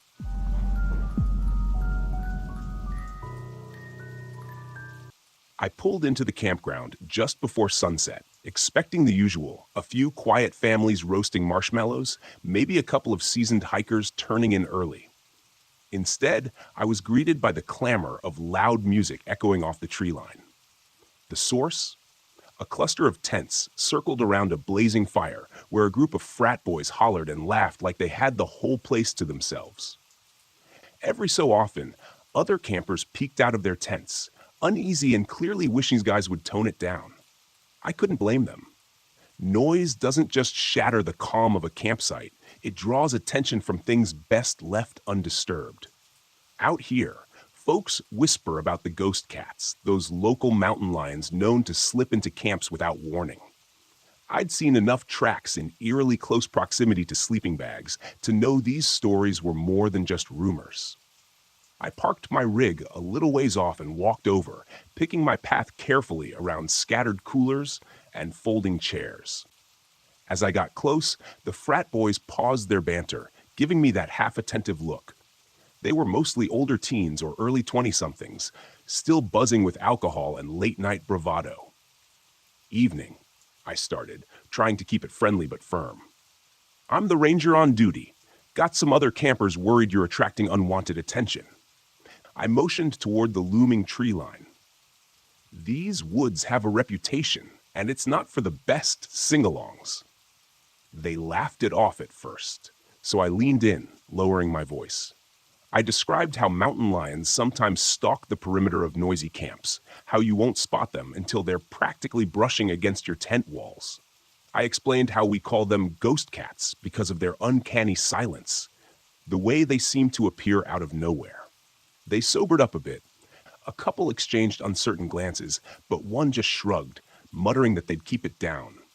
I issued a final warning anyway. "Stay quiet, don't wander off, and if you hear anything odd outside in the dark, make no sound." I only hoped they'd actually listen. Once I'd done all I could, I headed back to the station. My buddy Jim was there, flipping through some old wildlife photos. He raised an eyebrow when I told him about the frat boys. "Let me guess, blasting music, ignoring every rule we've got, right?" he said, clearly unimpressed. "Bingo," I replied. "And they're not taking the mountain lion threat seriously." He let out a quiet laugh that contained zero humor. We both knew this was more than a minor annoyance. If something did happen, we'd be the ones hauling them out, or dealing with an injured cat that got too comfortable around humans. That's when we started talking about a plan. Not to harm anyone, obviously, but to rattle them enough that they'd finally grasp the gravity of a place like this. Jim reminded me about the old lion pelt in our interpretive center. Used it once or twice for educational tours. Though it always gave me the creeps, its glass eyes caught the light in this unnerving way, like it was still alive. We also had night vision goggles stashed away, thanks to a budget splurge before the new fiscal year. Perfect for sneaking around in the dark, unseen by unsuspecting campers. Over the next half hour, we pieced together a strategy: fake prints, hidden growls, and a well-timed appearance of a lion silhouette. It might just be the jolt they needed to pack up, or at the very least, dial down the party volume. Grabbing the pelt from a dusty storage closet, I noticed the faint, musty smell of fur mixed with something almost medicinal. I ran my hand over the stiff mane, shivering at how realistic it still felt. Next, we tested the night vision goggles. Even in the dim station lights, they turned everything into an eerie green that made my pulse spike. By the time we had our gear ready, the sun had slipped below the horizon. The woods outside transformed into a dark maze. I had this sense that the frat boys, oblivious in their tents, were about to discover that being out here isn't just a carefree getaway. If they refused to respect the campground's unspoken rules, well, we'd give them a night they wouldn't forget. Jim killed the overhead lights as we locked up. We checked our plan one last time, and I took a breath, settling my nerves. We were about to sneak into that campsite, loaded with props and a fair share of wild imagination. In the back of my mind, I thought about the actual ghost cats prowling these hills. I hoped we wouldn't run into a real one while pulling our prank. It's one thing to frighten a few campers. It's another to come face to face with the genuine article. Still, I felt this rush of adrenaline as we set off into the darkness. Maybe it was the satisfaction of delivering a wake-up call. Or maybe it was just that strange, hushed energy you feel whenever you realize you're not at the top of the food chain out here. Either way, there was no turning back. We had our plan, and we were committed to seeing it through. The night was only getting darker, and the silent woods seemed to hold their breath, waiting for whatever came next. I hunched down in the cramped front seat of our Jeep, double-checking that the lion pelt was still tucked out of sight. Outside, moonlight drenched the forest in faint silver, and every rustle of wind through the branches made me brace for actual movement. I couldn't help scanning the dark spaces between the trees, searching for any flicker of eyes that might belong to the real thing. My coworker Jim was fidgeting in the passenger seat, adjusting the small PA system we'd use for the recorded roars. "Ready?" he asked, voice low. "As I'll ever be," I replied, half hoping those frat kids were already asleep and half itching to put our plan into action. Either way, we needed to move quickly. The night sky was starless, and visibility would only get worse. I eased the Jeep toward their campsite, headlights off to keep our approach silent. Stopping a good distance away, we slipped out and quietly shut the doors. The path under our boots was damp from an earlier drizzle, which made our footfalls softer, but also gave the soil a perfect texture for stamping fake tracks. One by one, we planted oversized paw prints in the mud, making sure to press deeply near the tents. Every so often, we paused to listen, worried someone inside might stir and peek outside. But all we heard was the faint crackle of a dying fire. Next, Jim propped the lion pelt onto two sturdy sticks we duct-taped together. Seen straight on, it was eerily convincing. Massive head, snarling mouth, and the kind of glassy eyes that appeared to stare into your soul. I caught myself glancing over my shoulder, half expecting an actual animal to emerge, drawn by the uncanny shape.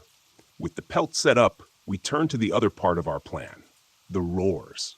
We'd preloaded the PA system with a series of snarls and growls from real mountain lion recordings.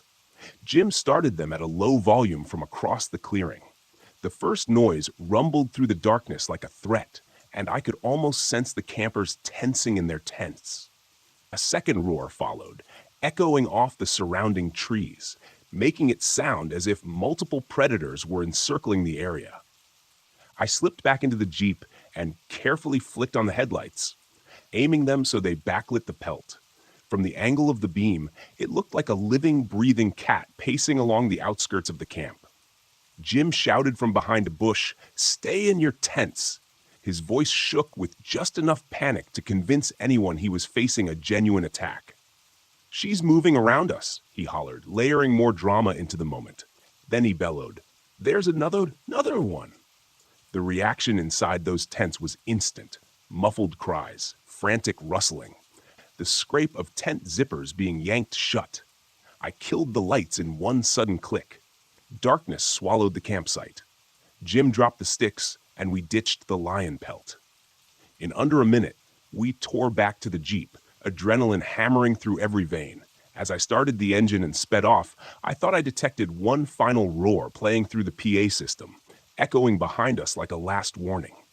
When dawn finally broke, the camp's radio chatter indicated that nobody had poked their head out until well into the morning. From our station windows, we could imagine their pale faces and wide eyes discovering the huge paw prints scattered around, some alarmingly close to their tent doors. We heard they packed up not long after, throwing nervous glances over their shoulders at the looming forest. No doubt, they were rattled to the core. Jim and I swapped glances, both relieved to hear they were safe, but also satisfied we'd given them something to think about. We'd wanted them to respect these woods, or at least remember that nature doesn't tolerate fools. From what we heard later, they told everyone about the mountain lion attack they'd barely survived. Maybe next time, they'd remember that out here. Silence can be the difference between a peaceful night and something far more dangerous.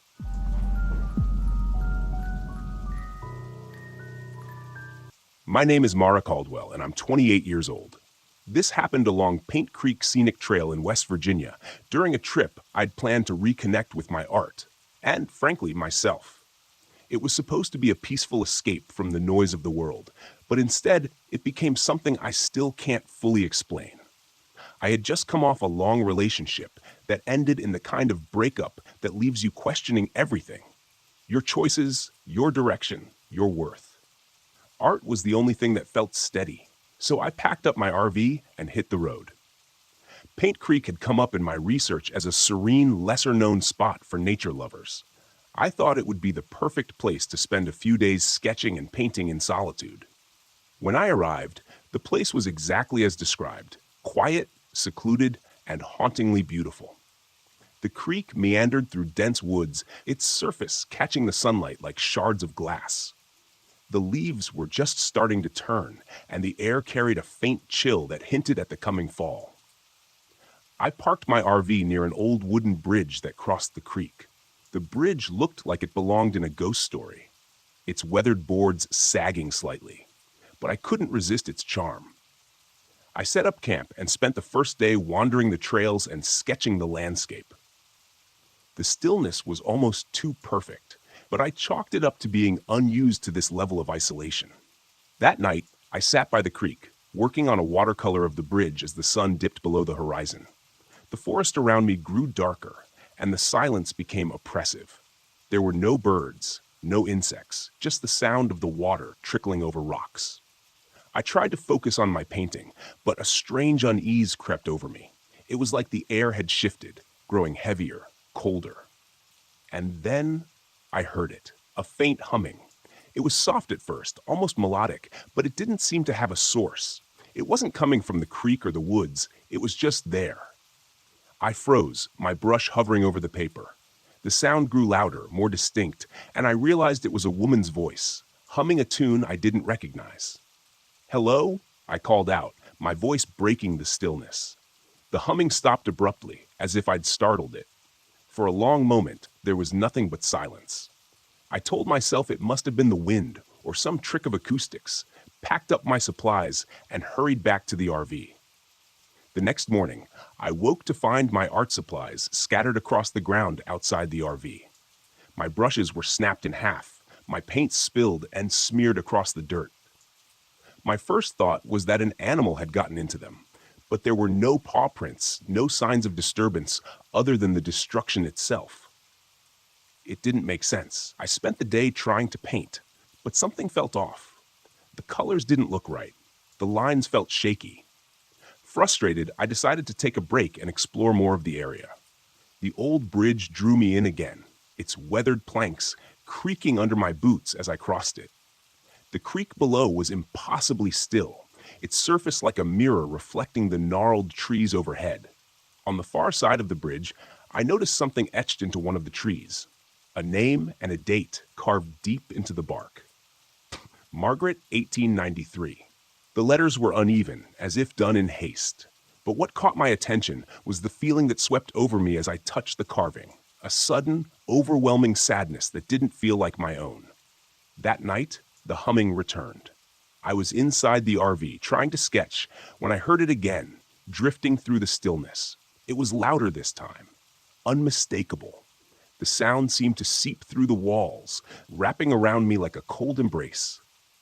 I grabbed my flashlight and stepped outside, my heart pounding. The air was icy, much colder than it had been earlier, and the forest was eerily quiet. The humming led me to the bridge, where the fog had thickened, shrouding the creek in an otherworldly glow. And then I saw her. She stood at the edge of the creek, her back to me. She wore a long dress, the kind you'd see in old photographs, and her hair cascaded down her back in dark waves. She was humming that same mournful tune, the sound weaving through the air like a spell. "Hello?" I called out, my voice trembling. She stopped humming, but didn't turn around. I took a hesitant step closer, and as I did, she began to dissolve, her form breaking apart like mist until there was nothing left but the fog. I stood there, frozen, unsure if what I'd seen was real or some trick of the light and my overactive imagination. The next day, I decided to drive into town to clear my head. At a small gas station, I struck up a conversation with the attendant, an older man who seemed to know the area well. "You're camping by the bridge, aren't you?" he asked when I mentioned Paint Creek. "Yeah, why?" He hesitated, then said, "People say it's haunted. They call her the Lady of Paint Creek. Story goes, she was abandoned by her husband during a harsh winter. He promised to come back for her, but he never did. She waited by that bridge until she froze to death. Now she haunts the creek, looking for people to join her." I laughed nervously, but his expression remained serious. "I'd avoid that bridge if I were you," he added, "especially at night." That evening, I couldn't stay away. Something about the Lady of Paint Creek drew me in, like a moth to a flame. I set up my easel near the bridge, determined to capture her essence in my painting. As the hours passed and the sun dipped below the horizon, the fog rolled in again, and the humming returned. This time it was louder, more insistent. The air around me grew colder, and when I looked up, there she was, standing in the middle of the bridge. Her face was pale, almost translucent, and her hollow eyes bore into mine. She didn't move, but the humming turned into words, a whisper that sent chills down my spine. "Stay with me." I backed away, but my foot slipped on the wet grass, and I fell. When I looked up, she was gone, but the feeling of her presence lingered, heavy and suffocating. I grabbed my supplies and ran back to the RV, locking the door behind me. That night, I dreamed of her. In the dream, I was standing on the bridge, staring down at the icy water. She appeared beside me, her hand cold as she touched my arm. "He left me," she whispered, her voice filled with sorrow. "They all leave." When I woke, I couldn't shake the feeling that she was still there, just beyond the edges of my vision. I knew I had to do something to end this, to break her hold on me. On my final night at Paint Creek, I returned to the bridge with my sketchbook and paints. The fog was thicker than ever, and the cold seeped into my bones. I set up my supplies and began to paint, my hands trembling as I worked. I painted her story, the bridge, the creek, her lonely figure, waiting in the snow. As I finished, the humming surrounded me, and she appeared again. This time, closer.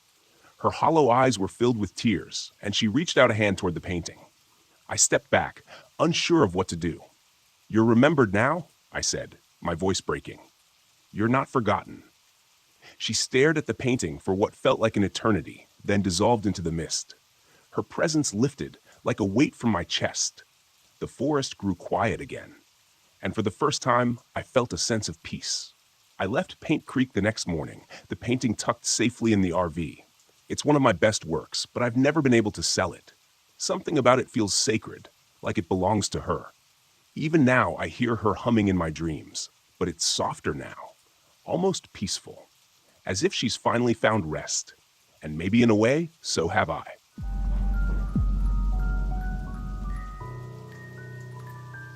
It wasn't my first job, and it sure as hell wasn't supposed to be my last, but something about that night didn't sit right from the beginning. Maybe it was the silence on the dispatch call, or the way the wind howled across the San Rafael desert, as if it knew something I didn't. I should have listened to that instinct, the one that makes your gut twist and your hands clench the steering wheel tighter than usual. But when the money's right, sometimes you take a job you wouldn't otherwise. The rig hummed beneath me as I barreled down I-70, heading west. The sky was bruised with the last light of day, purple streaks fading into a storm building on the horizon. I had a long way to go and no time to waste. They said the cargo was sensitive. He needed to be kept at exactly 20 degrees, and if I messed up, there'd be hell to pay. That wasn't what bothered me, though. What bothered me was not knowing what the hell I was hauling. When they don't tell you what's in the trailer, it's never good. My name's Roy Mallister. Bones to the few truckers who still know me on the road. 45 years old, and I've spent the last 20 behind the wheel. The road used to be a kind of escape for me, a way to outrun the things I didn't want to face. But that was before Carol passed, before I let everything else fall apart, including my relationship with my daughter Emily. Haven't talked to her in years, and I don't think about it much anymore. I'm good at avoiding things like that. But tonight, something felt different. The desert stretched out endlessly on either side of me. Just red rock and dry air as far as the eye could see. I hadn't seen another car in miles, which was fine by me. The last thing I needed was distractions. That is, until the dashboard flashed red and the trailer's cooling unit flickered for the first time. I muttered a curse, pulling the rig over onto the shoulder. I cut the engine, grabbed my flashlight, and climbed out into the gathering dusk. The wind hit me hard, dust swirling around my boots as I made my way to the back of the trailer. I could hear the cooling unit working and stuttering like it was trying to fight off some kind of malfunction. Fumbling with the latch, I yanked open the back door and was greeted with a gust of frigid air. It smelled wrong in there, like cold metal and something decayed, the kind of smell that sticks in your nose and won't leave. I shined my light into the back, trying to figure out what was causing the problem. That's when I heard it. A soft tapping. No, not tapping. Scratching. It was coming from the crate, a large wooden crate strapped down in the center of the trailer, covered in heavy chains. My heart started to pound in my chest, the kind of adrenaline spike that tells you to get the hell out of there. But my feet wouldn't move. I inched closer, flashlight trembling in my grip. The scratching got louder. The crate shifted just slightly, as though something inside was alive. "What the hell?" I whispered, backing away. I wasn't going to open it.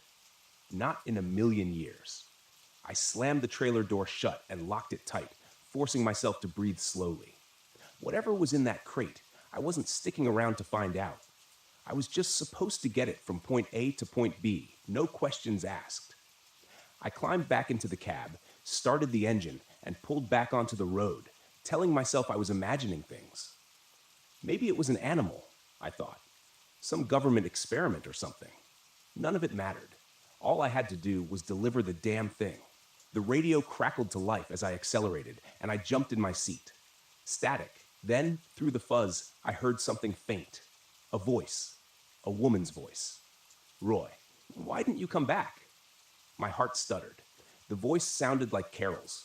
I smacked the side of the radio, trying to clear the signal, but the static only grew louder. The voice faded, replaced by an eerie, distorted country song, one I hadn't heard since she passed. It was one of her favorites. "No," I muttered, turning the radio off. This was just stress getting to me. The isolation, the weird cargo, and the fact that I hadn't slept in 2 days. That's all it was. That's what I told myself as I sped down that endless stretch of highway. But the farther I drove, the worse it got. The storm hit an hour later, and with it came the figures. I thought they were just shadows at first, shapes in the mist thrown up by the desert sandstorm.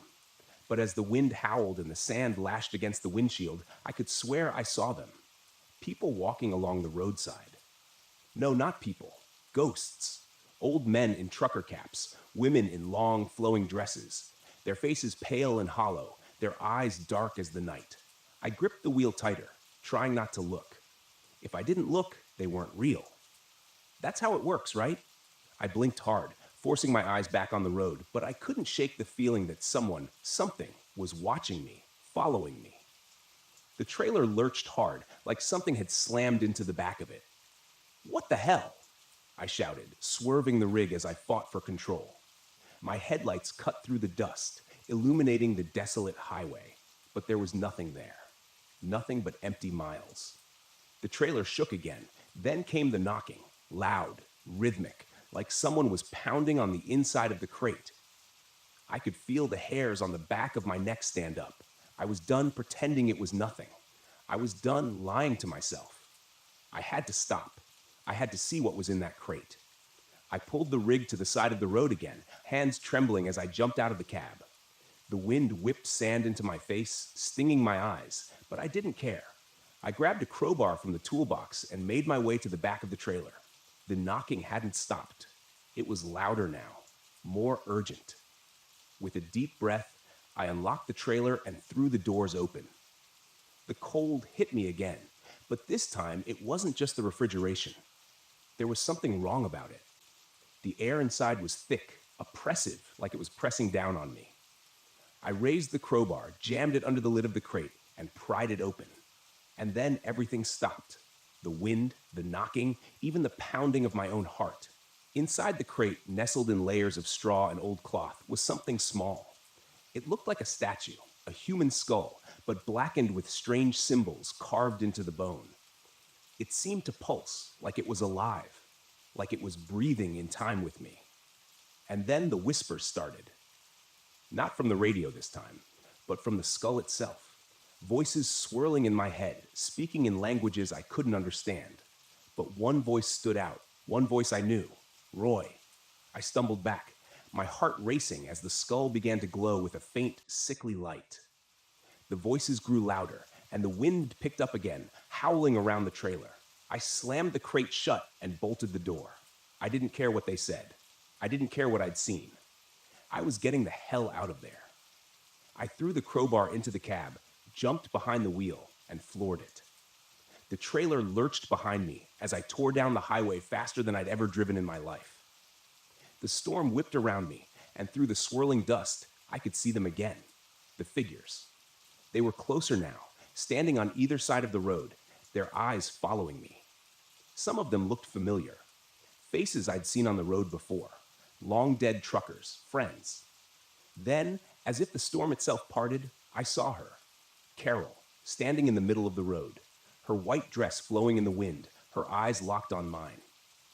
I jerked the wheel, swerving to avoid her, but the rig skidded off the road. The trailer jackknifed as it skidded across the desert sand.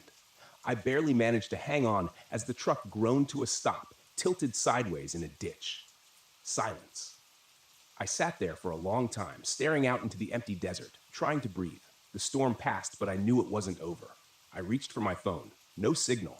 No way out. And then, just as the last light faded from the sky, I saw her again. Carol walking slowly toward me. Her face pale and cold, her eyes filled with something I couldn't understand. "Roy," she whispered, her voice soft but clear in the stillness. "It's time to come home." I didn't run. I didn't scream. I just sat there, waiting as the darkness closed in around me.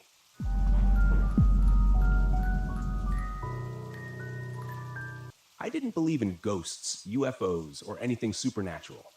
I spent most of my career chasing down so-called paranormal phenomena and explaining them with cold, hard facts. That was my job, turning superstition into science, myths into measurable data. The Brown Mountain Lights? They were just another mystery waiting for a rational explanation.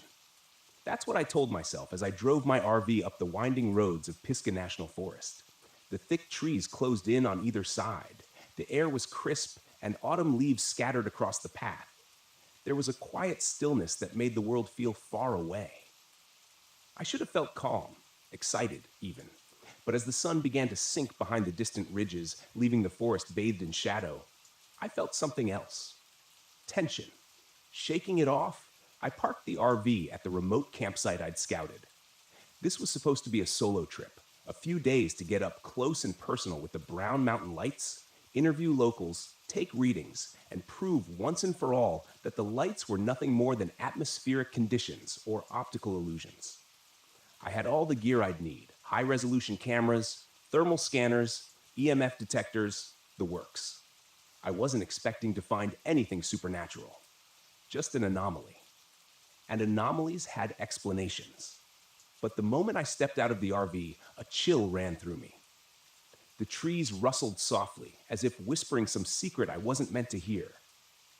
Focus, I muttered to myself, dragging my gear out and setting up the cameras, angling them toward Brown Mountain Ridge. I had a perfect view of the ridge from my campsite, miles away, but clear in the distance. That's where the lights were supposed to appear. By the time I was fully settled in, I was sitting outside the RV, bundled in a jacket, sipping coffee, and staring out into the dark, waiting. The forest was eerily silent. No birds, no wind, nothing. Just stillness. Then, around midnight, I saw them. At first, they were faint, flickering, small orbs of light hovering just above the ridge. I squinted, adjusting the focus on my binoculars. There they were. Three lights bobbing in the air like they were floating on an invisible current.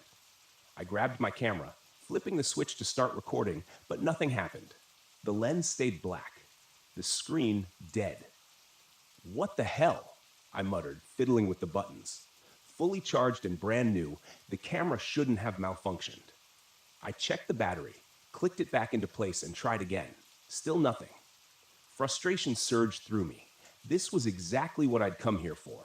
The lights, right there in front of me, and I couldn't even capture them. I stood up, grabbing my thermal scanner, but when I flipped it on, the screen flickered, then went dark. "Come on," I whispered, trying to stay calm. The gear wasn't cheap, and none of it should have been failing, but it was, piece by piece. The lights danced on the ridge, growing brighter, closer. My heart raced. I wasn't scared, I told myself. I was just annoyed. The logical part of my brain struggled to make sense of it. Maybe the electronics were glitching because of interference. Some kind of electromagnetic field or something. I took a deep breath, trying to settle my nerves. But the lights, those strange pulsing orbs, kept moving, almost as if they were drifting toward me. The air turned cold, so cold that I could see my breath misting in front of my face. A thin layer of frost started forming on the ground, on the RV windows, on my gear. I pulled my jacket tighter around me, my hands beginning to stiffen in the chill. It didn't make sense. The weather forecast had called for a cool night, but nothing like this. I checked my phone's temperature app. 30 degrees? Impossible. I glanced at my surroundings, feeling the silence close in around me. Then I noticed the lights were no longer on the ridge. They were much closer now, floating just above the treetops, flickering like distant fireflies, but larger. Too large. I watched, heart pounding, as they bobbed and weaved. Their glow cast long shadows on the ground. I pulled out my phone to take a video. The screen flashed, then went black. It wouldn't turn on. Frustration boiled over. I slammed the phone down on the camping table. It bounced. I stood there, fists clenched, trying to keep my cool. This was why people got sucked into believing nonsense, because technology failed at the worst possible moment. The lights weren't supernatural. There had to be an explanation.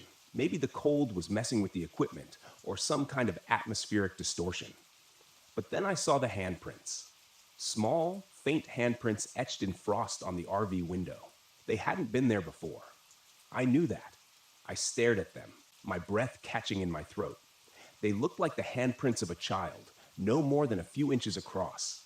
And they were slowly, gradually melting away in the cold. A prickling sensation crawled up the back of my neck. I turned to look at the lights, now hovering at the edge of the forest.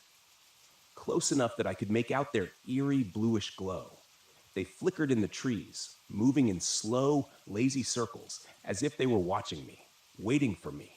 The rational part of my mind screamed that it was impossible. There was no way the lights could have traveled that fast. No way they could be this close. I'd seen videos, read reports. They were always distant, spectral, unreachable. But now they felt personal, as if they were beckoning me. I swallowed, my throat tight. Without thinking, I took a step forward. The cold deepened, pressing in on me from all sides. The frost crept up the sides of the RV, spreading like delicate veins. The temperature continued to drop. My breath came out in ragged gasps, and my vision blurred. The lights drifted deeper into the trees, flickering and glowing, moving in a pattern that felt deliberate, like they wanted me to follow. And I did. I grabbed my flashlight, my hands trembling as I made my way toward the forest's edge. The beam of light was weak, barely cutting through the dark. I kept my eyes on the lights, feeling a strange pull in my chest, like something was urging me forward. As I entered the trees, the world grew darker. The lights danced just out of reach, always a few steps ahead of me, their glow casting an ethereal light on the twisted branches. The forest felt wrong, too quiet, too still. I checked my watch. 2 hours had passed. I hadn't even noticed. My legs ached, and I realized with a sinking feeling that I had no idea how far I'd wandered. The lights flickered again, brightening as they circled a large boulder ahead, and then they stopped, hovering there, motionless. I took a step closer, and that's when the hallucinations began. Shapes, faint figures moving in the trees, shadows stretching unnaturally long. And there, between the branches, I saw faces. Pale, expressionless faces staring at me with hollow eyes. I blinked, and they were gone. Panic set in. I turned to leave, but the forest had shifted. The path I'd taken was no longer clear. Everything looked the same trees, the same twisting branches. The lights pulsed behind me, glowing brighter as if taunting me. I ran. My breath came in short, sharp bursts. My heart raced in my chest as I stumbled through the underbrush, trying to find my way back to the campsite. The lights flickered at the corners of my vision, but I ignored them. Then I heard it. Footsteps. Light, quick footsteps crunching through the frost behind me. I didn't dare look back. I ran faster, my flashlight flickering and dying in my hand. I broke through the tree line, gasping for air, and saw the RV ahead, a welcome sight. But the air around it was colder than ever. The frost was so thick on the windows that it looked like snow. And there, pressed against the glass, were more handprints, dozens of them. I scrambled inside, locking the door behind me, and collapsed on the floor, panting. My entire body trembled with cold and fear. The lights were still out there. I could see them through the frosted windows, flickering in the trees, growing fainter as the night wore on. I didn't sleep. I couldn't. By dawn, they were gone. The temperature returned to normal and the frost melted away, but I didn't feel safe. Not anymore. I packed up the RV and drove out of Pisgah National Forest, my hands still shaking on the steering wheel. I'd come here to find an explanation, to debunk the Brown Mountain lights. But what I found was something else, something I couldn't explain.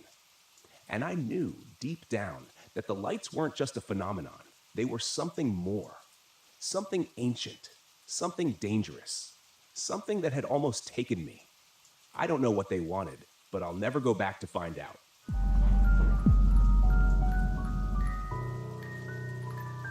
It had been 4 months since the divorce was finalized, and I was still trying to wrap my head around it. The life I had imagined, the woman I thought I would grow old with, it was all gone. That's why I decided to take the RV out to Mount Hood National Forest for a long weekend.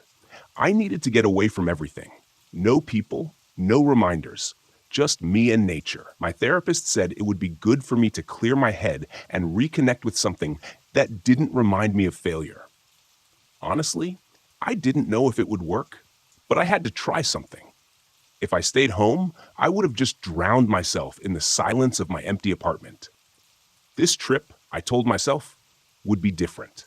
I could handle the quiet out here. I arrived in the late afternoon, pulling the RV into a spot near Timothy Lake. It was a beautiful area. Tall Douglas firs surrounded the lake like silent sentinels, the water reflecting the sky like a mirror.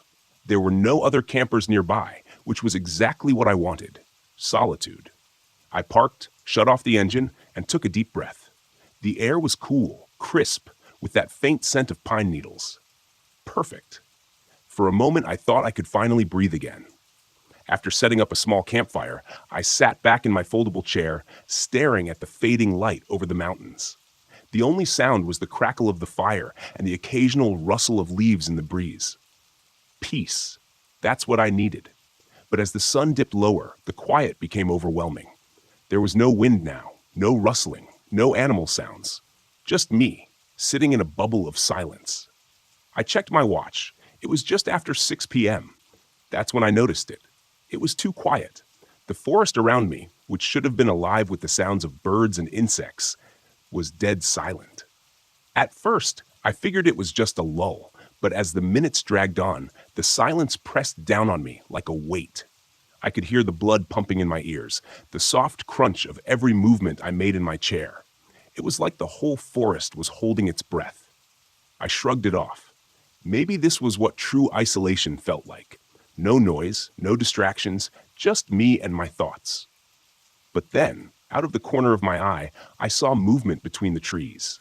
It was subtle, a shadow slipping between the trunks, just far enough away that I couldn't get a good look. I froze, squinting into the woods. The firelight flickered, casting long shadows that played tricks on my mind.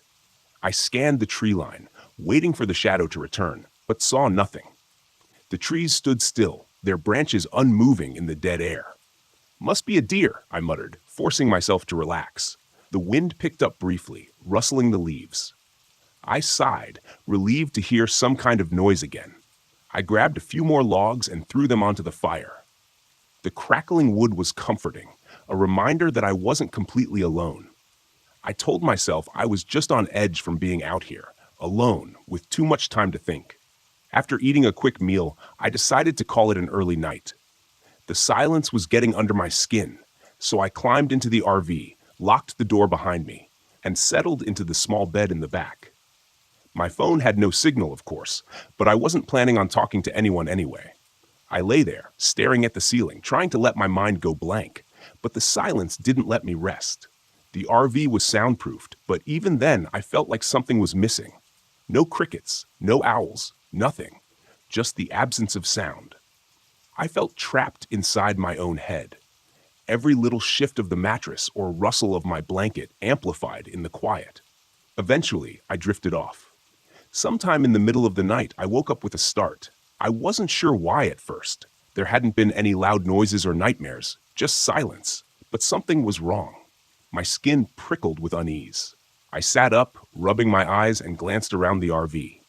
The windows were fogged up, and the air felt heavier, somehow oppressive. I heard something outside. No, that wasn't right. I heard nothing outside. I swung my legs out of bed and stood, listening closely. It was the strangest sensation, like my own breathing was distant, muffled, as though I wasn't entirely in my own body.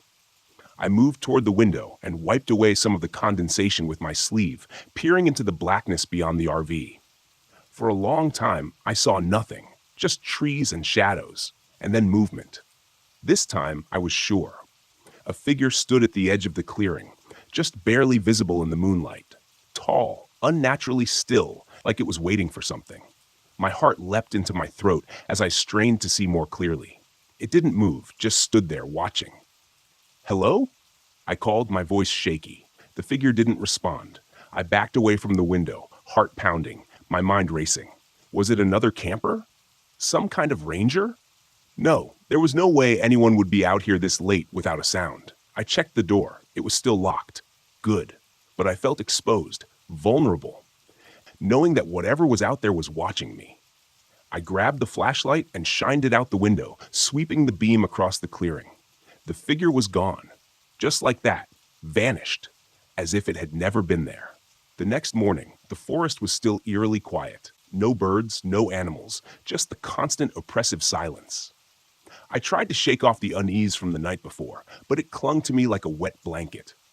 I told myself I was just paranoid, that the solitude was messing with my head, but something about the way the air felt today, something was off. I decided to take a short hike to clear my mind, hoping that getting out of the RV would make me feel better. But as I ventured down the trail, that feeling of being watched grew stronger. Every few minutes, I'd glance over my shoulder, expecting to see someone or something behind me, but the trail was empty. That's when I saw it again, a figure, this time in the distance, standing between the trees just off the trail. It was the same one from last night, tall, gaunt, and still. My heart hammered in my chest as I squinted, trying to make out more details. But before I could move, it slipped behind the trees and disappeared. I ran toward the spot where I'd seen it, my boots pounding against the damp earth. When I reached the trees, there was nothing. No footprints, no broken branches, nothing to show that anyone had been there at all. I stood there, catching my breath, feeling the silence pressing down on me like a vice. That's when I noticed something strange. The forest around me was completely still. Even my footsteps had stopped making noise. I stopped my boot on the ground, but I heard nothing, not even the crunch of leaves beneath my feet. Panic surged through me. I clapped my hands together. Nothing. No sound. My breathing was shallow, frantic, but it was like I was listening to it from far away. The world had gone completely, impossibly silent. And then I saw them. Not just one figure, but several, moving between the trees. Their bodies blended with the shadows. They were everywhere, circling me in complete silence. My heart raced, but I couldn't hear it. I couldn't hear anything. I ran. I didn't know where I was going, just that I needed to get away. My legs felt heavy, every step muted, like I was running underwater. The forest shifted around me, the trail disappearing into the thick fog that had rolled in, disorienting me further. Somehow I made it back to the RV. I slammed the door shut, locking it, my breath coming in ragged gasps, but still no sound. I grabbed my phone, hoping to call for help, but it was useless. The screen flickered, the GPS spinning in circles. I was trapped. For the next few hours, I stayed inside the RV, pacing back and forth, trying to calm myself down, but the silence never lifted. I couldn't even hear my own thoughts anymore. Just the crushing weight of nothingness. And then, as the light began to fade, I saw them again, the silent ones. They were standing in a circle around the RV, their faces blank, their eyes hollow. There were no features, no mouths, just smooth skin where their faces should have been. They stood perfectly still, watching me through the windows, their bodies unnervingly thin and elongated.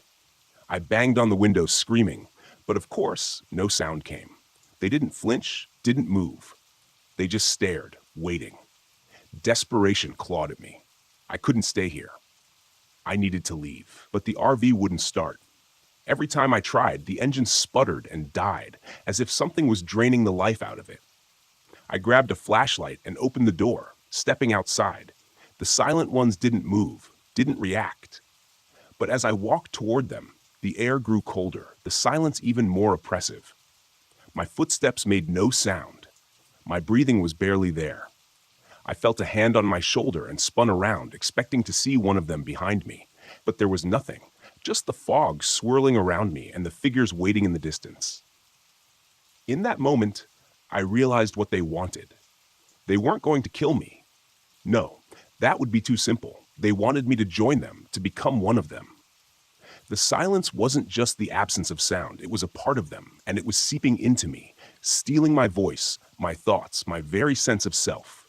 And if I stayed here much longer, I knew I would lose everything. I don't remember how I made it out. The next thing I knew, I was driving far away from the campsite, from the silent ones. The sound of the engine, the tires on the road, it was all faint, like I was still caught in their grip.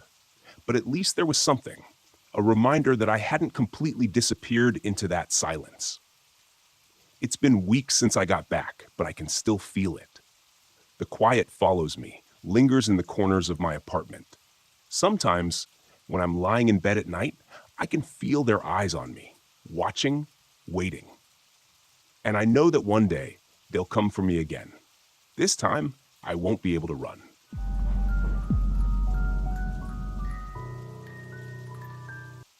My name is Jacob Johnson, and this happened back in 1996 out near the ragged coastline of Maine.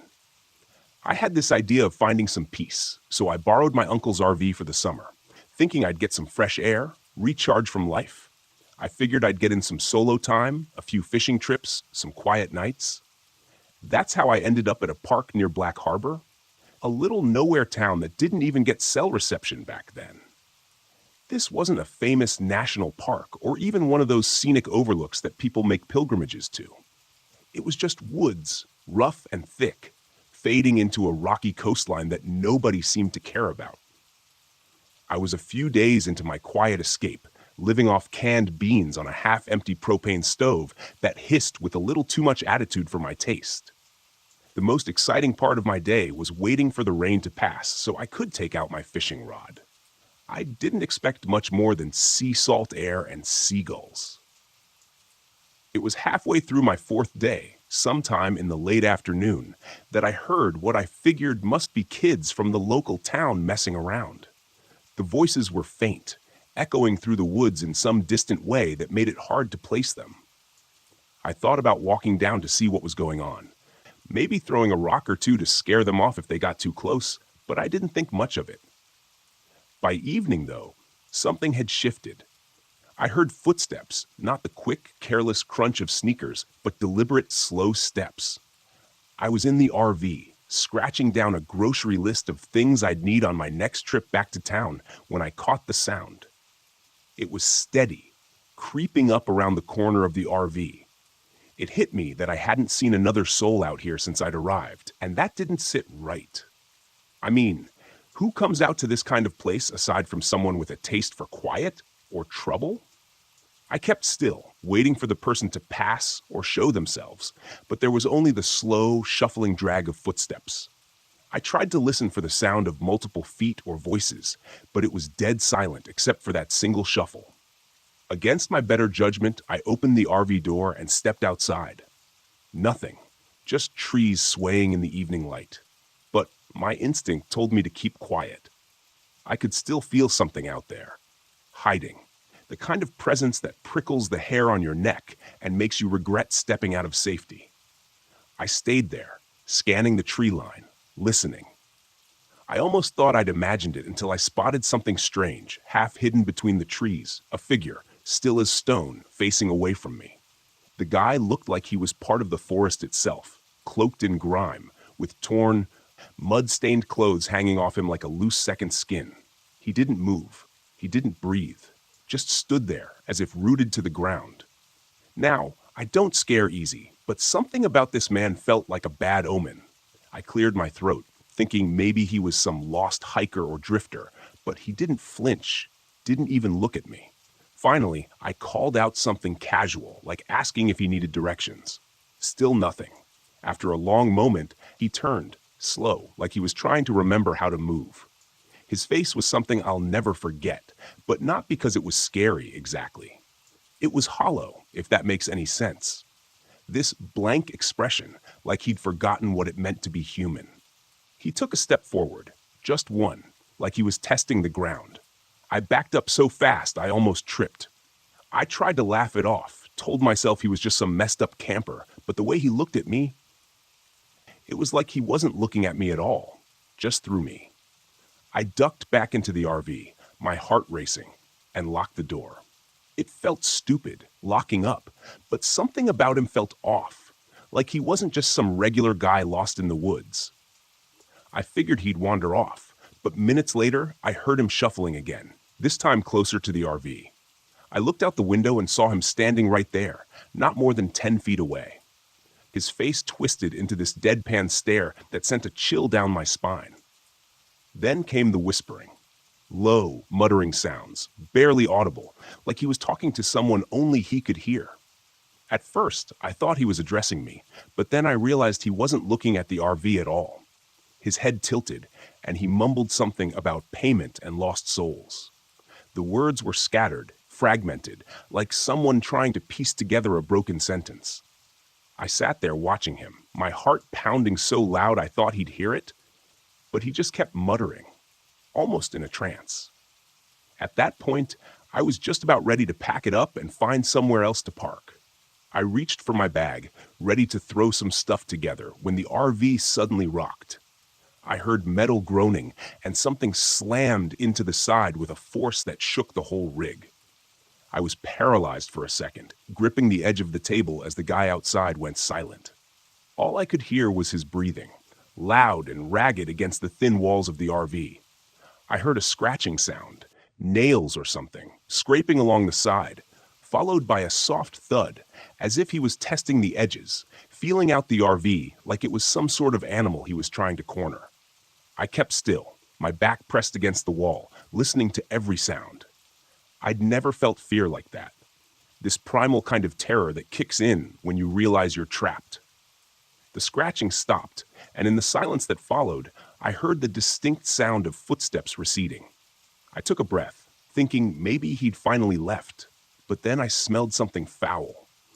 It was a metallic, rotten scent that crept through the vents, filling the air inside with a stench so bad it turned my stomach.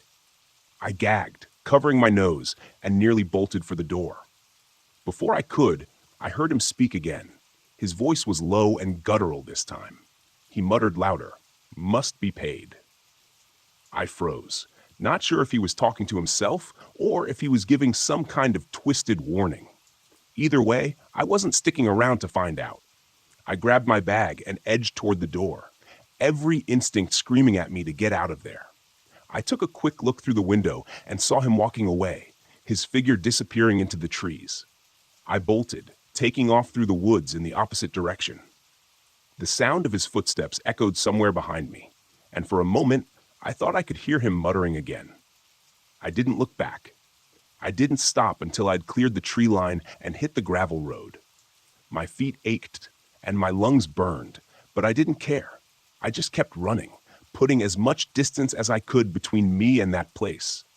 Hours later, I found a small gas station by the highway and told the cashier everything. He gave me this look, like he'd heard it before, then mumbled something about an old man who'd gone crazy years ago, back when the town was still booming. He said the guy used to wander the woods, talking to himself about debts and payments, claiming to be some sort of collector. Local legend had it that he went mad after his family drowned in a storm. The story was that he'd gone feral, taking to the woods, driven by some twisted sense of revenge or justice. I don't know if I believe in all that. All I know is that I saw him, heard him, and every time I think of that muttering, "Debt must be paid," I feel a chill that doesn't fade. I don't know who he thought I was or what debt he imagined I owed, but I'll tell you one thing. I'm never setting foot near Black Harbor again. Some debts you just don't pay.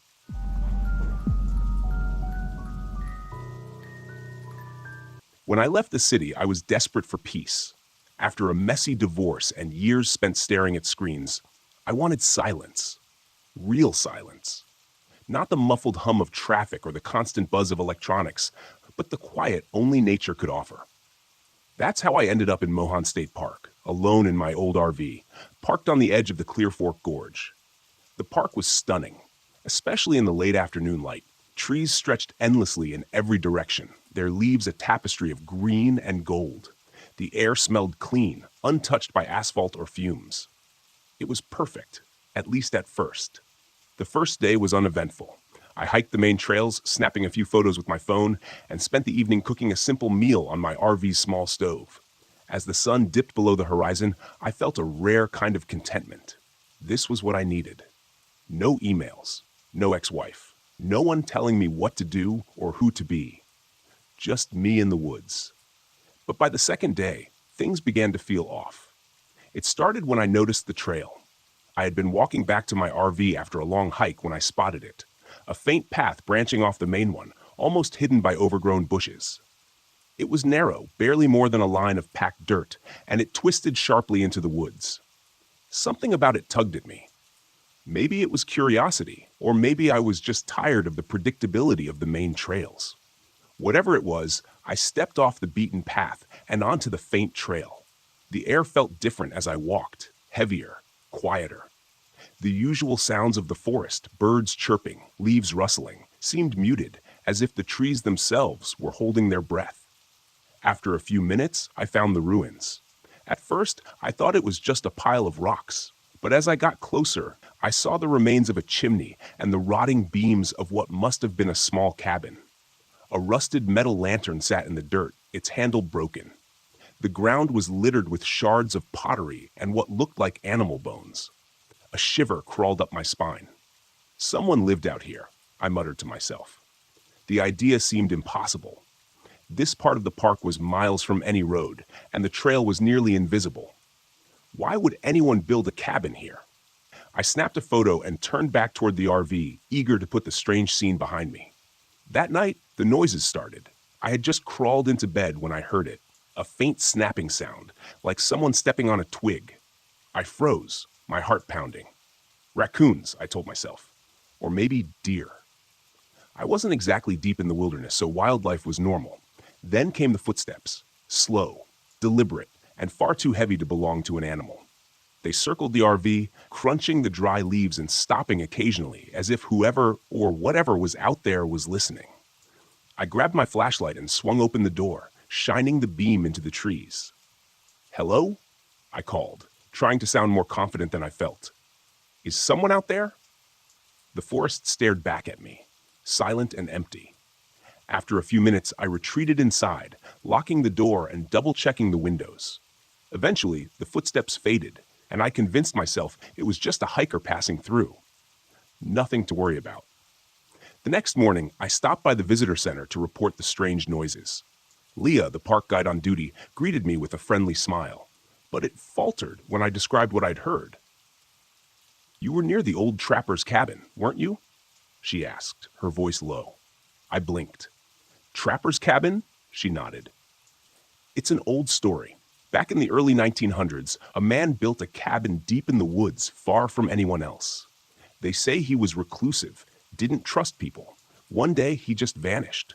No one knows what happened, but some locals think his ghost still wanders the forest." I couldn't help but laugh. "Ghosts? Come on." Leah shrugged. "Believe what you want, but I'd stay away from that area if I were you. People say the forest gets strange near the cabin." I left the visitor center feeling annoyed. Ghost stories were fine for campfire entertainment, but I wasn't about to let a local legend ruin my weekend. That night, the disturbances grew worse. I was halfway through dinner when the lights in the RV flickered and went out. I swore under my breath, grabbing a flashlight to check the breaker. As I fumbled with the panel, I heard the footsteps again. Closer this time, circling the RV like a predator sizing up its prey. The flashlight beam caught something on the ground.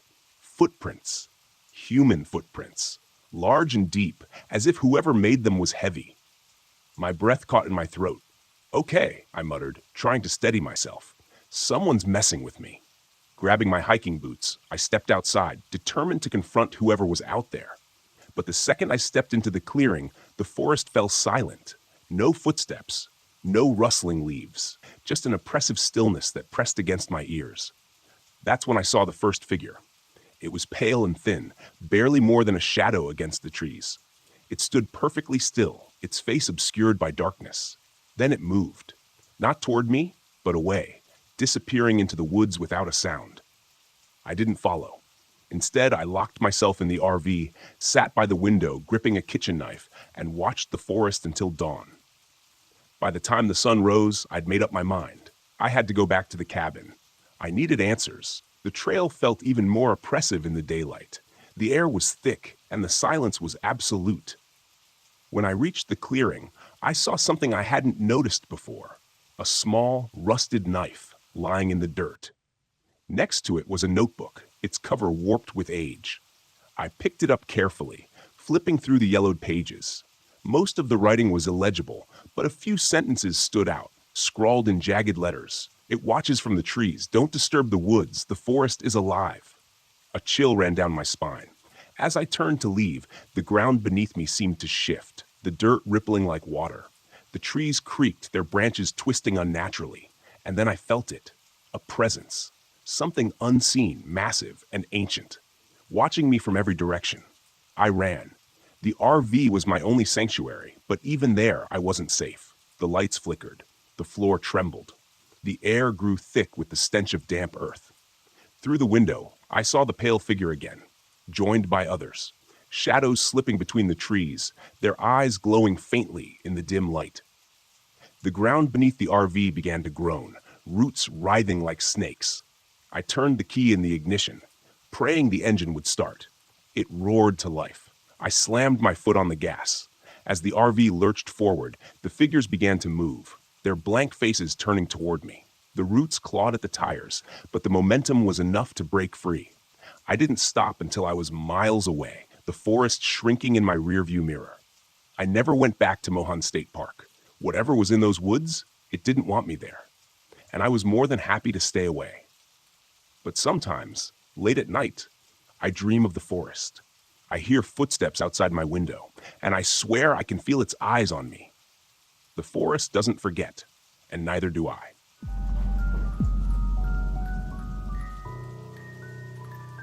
My name is Noah Brown, and I'm 36 years old. This happened last fall when I decided to take my first solo RV trip to Spruce Knob Lake in West Virginia. It was supposed to be a fresh start, a way to escape the wreckage of my divorce and prove to myself that I could handle life on my own. I was tired of feeling like a failure, and this trip was my attempt at reclaiming some confidence. Looking back, I realize how naive I was. The forest doesn't care about your pride. I pulled into the campground late in the afternoon. The drive had been longer than expected, thanks to winding mountain roads and a temperamental GPS that insisted I make turns onto non-existent paths. Spruce Knob Lake lay in a valley, surrounded by dense forest, the kind of place that felt untouched by time. Before heading to the lake, I stopped at a small gas station on the edge of town to fill up and grab a few snacks. The attendant was an old woman with gray hair pinned in a tight bun. Her eyes had the kind of intensity that made you feel exposed. "Heading to Spruce Knob, huh?" she asked, her voice raspy. "Yeah," I said, forcing a smile. "A couple of days by the lake should be peaceful." Her expression darkened. "Don't go wandering the woods after dark, and if you see a lantern, you turn the other way." "A lantern?" I chuckled nervously, hoping to break the tension. "I'll keep that in mind." But as I drove away, her words lingered in my mind. By the time I reached the campground, the sun was dipping below the tree line. I parked the RV near the edge of the lake and set up a basic campsite. My gear was minimal: a rented stove, a secondhand flashlight, and a cheap folding chair that creaked every time I shifted my weight. It was quiet. Too quiet. The kind of silence that makes you hyper-aware of every small sound. The rustle of leaves, the soft lap of water against the shore, the occasional groan of the wind through the trees. Around 9 p.m., as I was reading by the dim glow of my lantern, I noticed something strange. A flickering light in the woods across the lake. It wasn't the steady beam of a flashlight or the glow of a campfire. It moved erratically, like an old oil lantern swaying in someone's hand. At first, I thought it might be another camper. But the more I watched, the more unsettling it became. The light moved deeper into the trees, then stopped, then blinked out. I told myself it was nothing, just my imagination playing tricks on me. But that night, as I tried to sleep, I couldn't shake the feeling that something was out there, watching. The next morning, I decided to explore one of the trails that looped around the lake. The air was crisp, the leaves a vibrant mix of red and gold, and for a while, I felt like I'd made the right choice coming here. About an hour into my hike, I heard it. Soft, rhythmic giggling. A child's laughter coming from somewhere ahead. "Hello?" I called out, my voice echoing through the trees. No response. As I rounded a bend, I saw her, a little girl sitting on a rock by the trail. She looked about 10 years old, with dark hair and a pale face. She was wearing old-fashioned clothes, a long skirt and a cardigan that seemed out of place. "Are you okay?" I asked, stepping closer. She didn't answer. Her eyes stayed fixed on something in the distance. "Are you lost?" I tried again. She turned her head slightly, just enough to look at me out of the corner of her eye. Then she stood and walked into the forest without a word. "Wait," I called, hurrying after her. But when I reached the spot where she disappeared, there was no sign of her. Just a muddy child's shoe sitting on the ground. By the time I got back to the RV, the clouds had rolled in, turning the afternoon gray and heavy. I tried to push the encounter with the girl out of my mind, telling myself it was just a weird coincidence. Maybe she was a local kid playing in the woods. That night, things got worse. The electrical system in the RV started acting up. The lights flickered erratically, and the radio turned on by itself, blasting static. My flashlight died, even though I had just put in fresh batteries. I lit my lantern for some semblance of control, but the flame cast dancing shadows on the walls, making the RV feel smaller, more claustrophobic. Then came the sound of footsteps. They circled the RV, slow and deliberate. I peered out the window but saw nothing. Still, the sound continued, crunching leaves and snapping twigs just outside. I locked the door and sat on the bed, gripping a kitchen knife I'd brought for cooking. The footsteps stopped, and for a moment, the silence was almost worse. Then a voice broke the stillness. "Stephen," it said, a child's voice. Against every instinct, I opened the door. The forest beyond was shrouded in darkness, but there it was again, the flickering light. The lantern hovered at the edge of the woods, swaying gently as if beckoning me closer. And then I saw her, the little girl, standing beneath the light. "Help me," she whispered, her voice carrying through the still air. I stepped out of the RV. My legs moved almost against my will. The lantern retreated into the forest, and I followed. The girl's figure was always just out of reach. The trail grew steeper and more treacherous, the ground soft and uneven beneath my boots. The lantern led me to the edge of a ravine, its rocky walls plunging into darkness. At the bottom, I saw something glinting, a small mirror, cracked and streaked with dirt. The little girl stood beside it, her pale face illuminated by the lantern's eerie glow. "Jump," she said softly. "What?" I stammered, my voice trembling. "You have to jump," she repeated. Her voice wasn't pleading anymore. It was cold, commanding. I looked down at the ravine, at the jagged rocks below. The lantern hovered above the abyss, flickering like it was waiting for me to obey. Something in me snapped. "No," I said, my voice firm. The girl's face twisted into something monstrous. Her eyes darkened, and her mouth stretched into an unnatural grin. "You don't get to choose," she hissed, her voice no longer human. I reached into my bag and pulled out my journal, the one thing I'd brought to document my journey to rediscover myself. Without hesitation, I hurled it into the ravine. The lantern flared violently, its light pulsing like a heartbeat. The girl screamed, a sound that seemed to tear through the fabric of the night, and then she and the lantern vanished. I stumbled back to the RV, my body trembling with exhaustion and fear. The electrical system was working again, the lights steady, the radio silent. I packed up and left before the sun rose, driving until I was miles away from Spruce Knob Lake. A week later, I found something waiting for me in my apartment. Sitting on the kitchen counter was an old oil lantern, its glass cracked and filled with ash. When I picked it up, I heard it, soft, rhythmic giggling, echoing from somewhere deep inside. I haven't camped since. The wilderness isn't always what it seems.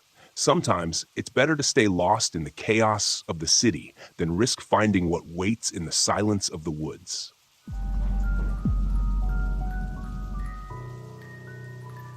My name is James Stevens, and this happened to me back in 2002 while camping in Mount Reineer National Park. I'd borrowed my cousin's RV for the first time. He said I was due for some real scenery therapy, as he called it, away from the stress and noise of the city. I had just wrapped up a divorce, and my mind was cluttered.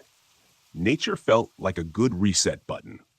I set up at Cougar Rock Campground, a secluded part of the park with tall pines and a stream that burbled quietly just out of sight. Peaceful, until the silence starts creeping up on you. The kind of silence that makes every sound, like a twig snapping or water trickling, seem 10 times louder. I parked the RV near the forest's edge, half a mile from the nearest camper, figuring the solitude would be good for me. Less human interaction, more time staring at clouds and mountains. Around mid-afternoon, I met another camper. His name was Russell, an older guy with a scraggly beard and a perpetual frown. He told me he'd been camping there for years, always alone. He said he liked the solitude, the natural rhythm of the place, whatever that meant. He had this rough way of talking, every word thick like he was chewing on gravel. Friendly enough, though, and I thought it was kind of nice to have a fellow loner around. We talked a bit about the area, and then he mentioned something about strange folks drifting into the park lately, people who didn't seem to belong. as he put it. I shrugged it off, but I did notice that Russell's campsite was a mess, with empty cans and old camping gear scattered around like he'd set up for the long haul. I got this off feeling like he wasn't there just for the peace and quiet, but I brushed it off. He was just another stranger in the woods. No more, no less. By sundown, I was back at my RV, thinking a quick dinner of instant noodles would do just fine. I cranked up the little camping stove, ate in silence, then decided to go for a short walk by the water, flashlight in hand. The stream was a faint line of silver under the moonlight, but everything else had fallen into darkness. I'd taken just a few steps when I saw someone else on the trail. Not Russell. This guy was tall, with wild hair, clothes that were patched and frayed, and a scar that ran from his left cheek down to his neck. I gave him a nod, the casual, keep your distance nod people give in the wilderness. He didn't respond, just stared back, his eyes lingering a bit too long. I kept walking, but I could feel his gaze following me. It was like the guy was sizing me up. Back at my RV, I locked the door and made sure the windows were secure. I had just settled in to get some sleep when I heard footsteps. Light ones at first, like someone trying not to be heard. I thought maybe it was Russell. Maybe he'd had a bit too much of whatever he was drinking by the fire earlier. So I ignored it. But then the footsteps grew louder, then stopped, right by the side of the RV. A minute later, there was a light knock on the door. I froze, listening, my mind racing through who it could be. No one else was around. Not this late. I ignored it, hoping whoever it was would take the hint. But then came another knock, louder this time. I crept up to the small window by the door and peered out, just enough to catch a glimpse. It was the scarred man from earlier. He was standing there, his head tilted, a sick smile stretching his mouth like he'd found exactly what he was looking for. I forced myself to breathe slowly, to keep calm. I hadn't brought a gun, something I was seriously regretting at this point. But the guy hadn't seen me yet. Maybe he'd just leave if I stayed quiet. Then, in a voice just loud enough to cut through the walls, he said, "Hey, Brandon, I know you're in there." The blood drained from my face. How the hell did he know my name? I didn't remember mentioning it to anyone except Russell, and even then, it was in passing. My mind scrambled through every option. Stay silent? Open the door and try to talk him down? Grab something heavy and defend myself? I reached for a frying pan, the heaviest thing within arm's reach. Not exactly a weapon, but better than nothing. I crept toward the door, thinking maybe I could give him a hard enough swing to make him rethink his plans. But just as I was about to take a breath and steady myself, the guy pounded on the door. Hard. Enough force to shake the whole RV. "Brandon, open up. I'm not leaving until we talk," he said. His tone was calm, like he was asking for a cup of sugar instead of trying to break into my camper. Then I heard it. A scraping sound, like metal against metal. I looked down and saw a thin blade, maybe a pocket knife, slowly working its way through the RV door lock. A wave of panic surged through me, and I did the only thing I could think of. I pushed against the door as hard as I could, holding it in place with my weight. The blade slipped, and I heard him curse under his breath. For a second, I thought maybe I'd scared him off. But then, the guy's face appeared in the window, eyeing me with a mix of annoyance and amusement. "You don't make this easy, do you?" he muttered. I must have looked terrified because he laughed, low and hollow. He tapped the window, pointing at me like I was a bug in a jar. That's when I caught the movement behind him, a dark figure moving out of the tree line, slowly, deliberately. Russell, he must have heard the noise and come over to check things out. Russell didn't say a word. He just stood there, watching. For a second, I thought he was going to help me, that he'd scare this guy off, but he didn't. He just watched, his face expressionless, as the guy kept trying to force his way in. I pounded on the window, yelling for Russell to help, to do something, but he stood there, unmoved. And then I realized, Russell was in on it. Suddenly, I was a trapped animal. The frying pan felt absurd in my hands, 2 against 1, and I was stuck inside a fiberglass cage. There was no way I'd make it if they got in. My only shot was to run. I dropped the pan, shoved open the emergency hatch in the roof, and scrambled up. The cold air bit against my face. I heard them both cursing below as I climbed, stumbling over myself in the darkness. I was barefoot, the sharp gravel digging into my feet as I ran for the tree line, my heart hammering like a drum. The RV was small, but in that moment, it felt like an ocean between me and those two maniacs. I didn't stop to look back. I just kept running. Eventually, I reached the ranger station, my feet bloody, my body trembling from exhaustion and adrenaline. They found Russell and his friend later that night, hiding out near the campsite with a whole stash of stolen camping gear and weapons. Turns out they'd been robbing campers for months, using the park's seclusion to get away with it. In the end, Russell claimed he'd just been there by coincidence when the scarred guy attacked me. But the scarred man wasn't so lucky. After a short scuffle with the cops, he was arrested, with enough evidence of his outdoor exploits to keep him locked up for life. It turned out he had a habit of finding interesting campers to mess with, using the solitude of the park as his own twisted playground. That's what went down that night at Mount Reineer. And I still don't know what Russell's deal was, whether he was in on it from the start or just a bystander too afraid to stand up. But one thing's for sure, I'll never be borrowing an RV for scenery therapy again.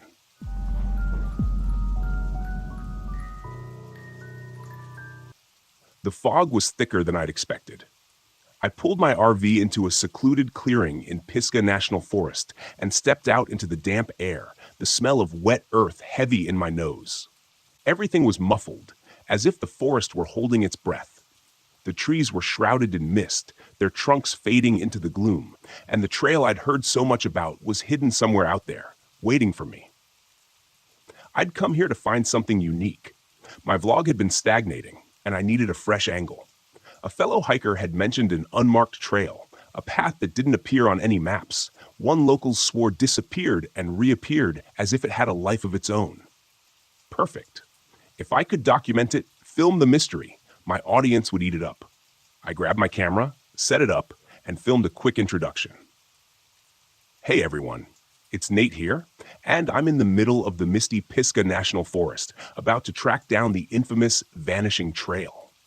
Legend says this path comes and goes, and people who wander too far down it don't come back.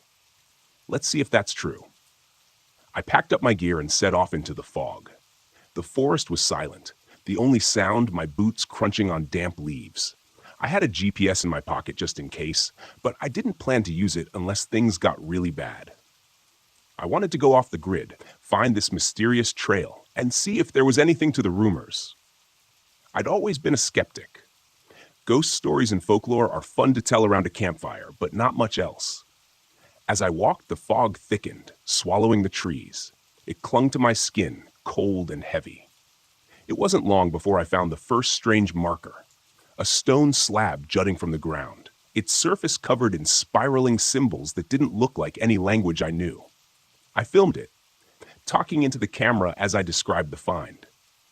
This looks like something from an old burial ground, but there's no mention of this on any maps. Really makes you wonder what else is out here, hidden beneath the fog. I kept moving. The trees closed in tighter, and the trail became fainter, more overgrown. Soon, it was little more than a game trail, barely wide enough to follow. I pushed forward, keeping the camera rolling, but after another hour of hiking, the trail simply disappeared. One moment, there had been a clear path. Now it was gone, swallowed by the forest. I checked my GPS, but the signal flickered weakly. The screen showed I was in the middle of nowhere. No path, no landmarks, just a blank screen with a blinking dot. Me. Alone. In the fog. Okay, I muttered. You've dealt with worse. I turned back the way I'd come, but the forest looked different now. The trees seemed closer together, the undergrowth denser. The fog was disorienting, and I had to rely on instinct to retrace my steps. The GPS was useless. I kept walking, scanning the ground for signs of the trail, but there was nothing. I was starting to feel uneasy. That's when I heard it. Footsteps. Not mine. I froze. The sound came from deeper in the forest, slow, deliberate footsteps crunching on the leaves. I turned, scanning the fog, but there was nothing, just the swirling mist. Then, out of the gloom, a figure emerged. An older man, his clothes tattered and damp, his eyes wide and vacant. "Hey," I called, my voice echoing through the stillness. "You lost too?" The man looked at me for a moment, then shuffled forward. He seemed off. His clothes were torn, his face pale, and there was a distant look in his eyes, like he wasn't entirely there. "I've been walking for days," he said, his voice hoarse. "The trail, it keeps changing." "Are you okay?" I asked, stepping toward him. He shook his head. "No one's okay out here." I frowned, feeling a cold knot of fear tighten in my stomach. "What do you mean?" "The trail, it moves. I've seen it, watched it disappear and reappear. It's not just a path, it's the forest. It doesn't want us to leave." I stared at him, my mind racing. This guy was either delirious or onto something. Either way, I didn't like the way he was talking. "Look, I have a GPS," I said, pulling it out. "We can find our way back." The man glanced at the GPS, then back at me. "It won't help. The forest is messing with it." I didn't believe him. I couldn't. I was a rational guy, and this was just a forest. I'd get us back to my RV, get this guy some help, and be done with it. But as we walked, things got stranger. The mist thickened, wrapping around the trees like a living thing. The forest seemed to shift with every step. What had been an open path a moment ago would be choked with brambles. When I looked back, trees seemed to loom closer, twisting into unfamiliar shapes. The man, whose name I learned was Eli, grew more agitated with every passing minute. "It's watching us," he muttered. "It knows we're here." "Who's watching?" I asked, growing impatient. "The forest," he said, his voice barely a whisper. "It's alive, and it's been here long before we were." I ignored him, focusing on the GPS, but even that was failing me. The screen flickered, the signal cutting in and out. At one point, it showed me standing on a clear path, but when I looked up, there was nothing but trees, thick, twisted trees that looked like they had grown there for centuries. We kept walking, the fog growing thicker, pressing in on us. The air felt heavy, almost suffocating, and the whispers started. Faint at first, like the wind through the leaves, but then more distinct voices calling out from the mist. "Nate," I froze, my heart hammering in my chest. "Did you hear that?" I asked Eli. He nodded, his eyes wide. "It's calling us." "The forest." I tried to shake it off, tell myself it was just the wind, but deep down, I knew that wasn't true. The voice had spoken my name. We came across a backpack tangled in the branches of a tree, high above our heads. It was old, covered in dirt and torn, but when I climbed up to retrieve it, I found fresh supplies inside, water, food, like someone had packed it yesterday. I felt a chill run down my spine. How had it gotten there? Eli was growing more paranoid, his eyes darting around like he expected the trees to come alive at any moment. "We need to leave," he kept saying, "before it's too late." We pushed forward, but no matter which direction we went, we ended up back where we started. The fog seemed to pulse with an unnatural energy. The whispers grew louder. Then, without warning, Eli was gone. I turned around and he was just gone. The forest had swallowed him whole without a sound. I called out his name, but there was no response, only the dense mist pressing in on me. Panic set in. I was alone, lost in a forest that didn't want me to leave. The GPS was useless, and my camera was flickering, showing distorted footage of things I hadn't seen. Shadows moving in the trees, figures lurking just out of sight. I started running, my breath coming in sharp gasps. The trees twisted and shifted around me. The fog was so thick I couldn't see more than a few feet ahead. Every time I thought I'd found a way out, the forest closed in, trapping me in a maze of branches and brambles. The whispers were louder now, calling my name over and over. My camera caught glimpses of movement, dark figures moving through the mist, vanishing before I could focus on them. I didn't know what was real anymore. The forest seemed to warp around me, bending reality to its will. Then, just as suddenly as it had begun, the fog broke. I stumbled out of the trees and found myself back at my RV. The mist lingered at the edge of the forest, but it didn't follow. I didn't wait. I grabbed my keys, threw my gear into the RV, and drove, my hands shaking on the wheel. I didn't stop until I was miles away, the forest a distant memory in the rearview mirror. Back home, I reviewed the footage. I expected to see the horror I'd witnessed, the proof of the vanishing trail and the strange, shifting forest. But the videos showed nothing. The trail looked normal. The mist wasn't as thick, and Eli wasn't in the footage at all. It was like he'd never existed. I tried to tell myself it had been a bad trip, that my mind had played tricks on me. But deep down, I knew the truth. The forest had let me leave, but it hadn't forgotten me. And I had a feeling it was waiting somewhere in the mist for me to return.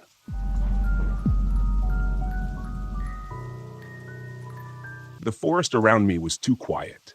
I'd been sitting by the campfire outside my RV, immersed in the silence for hours, but now something felt off. The kind of off you feel in your gut before your brain catches up to what's happening. No wind, no rustling in the leaves, just dead stillness.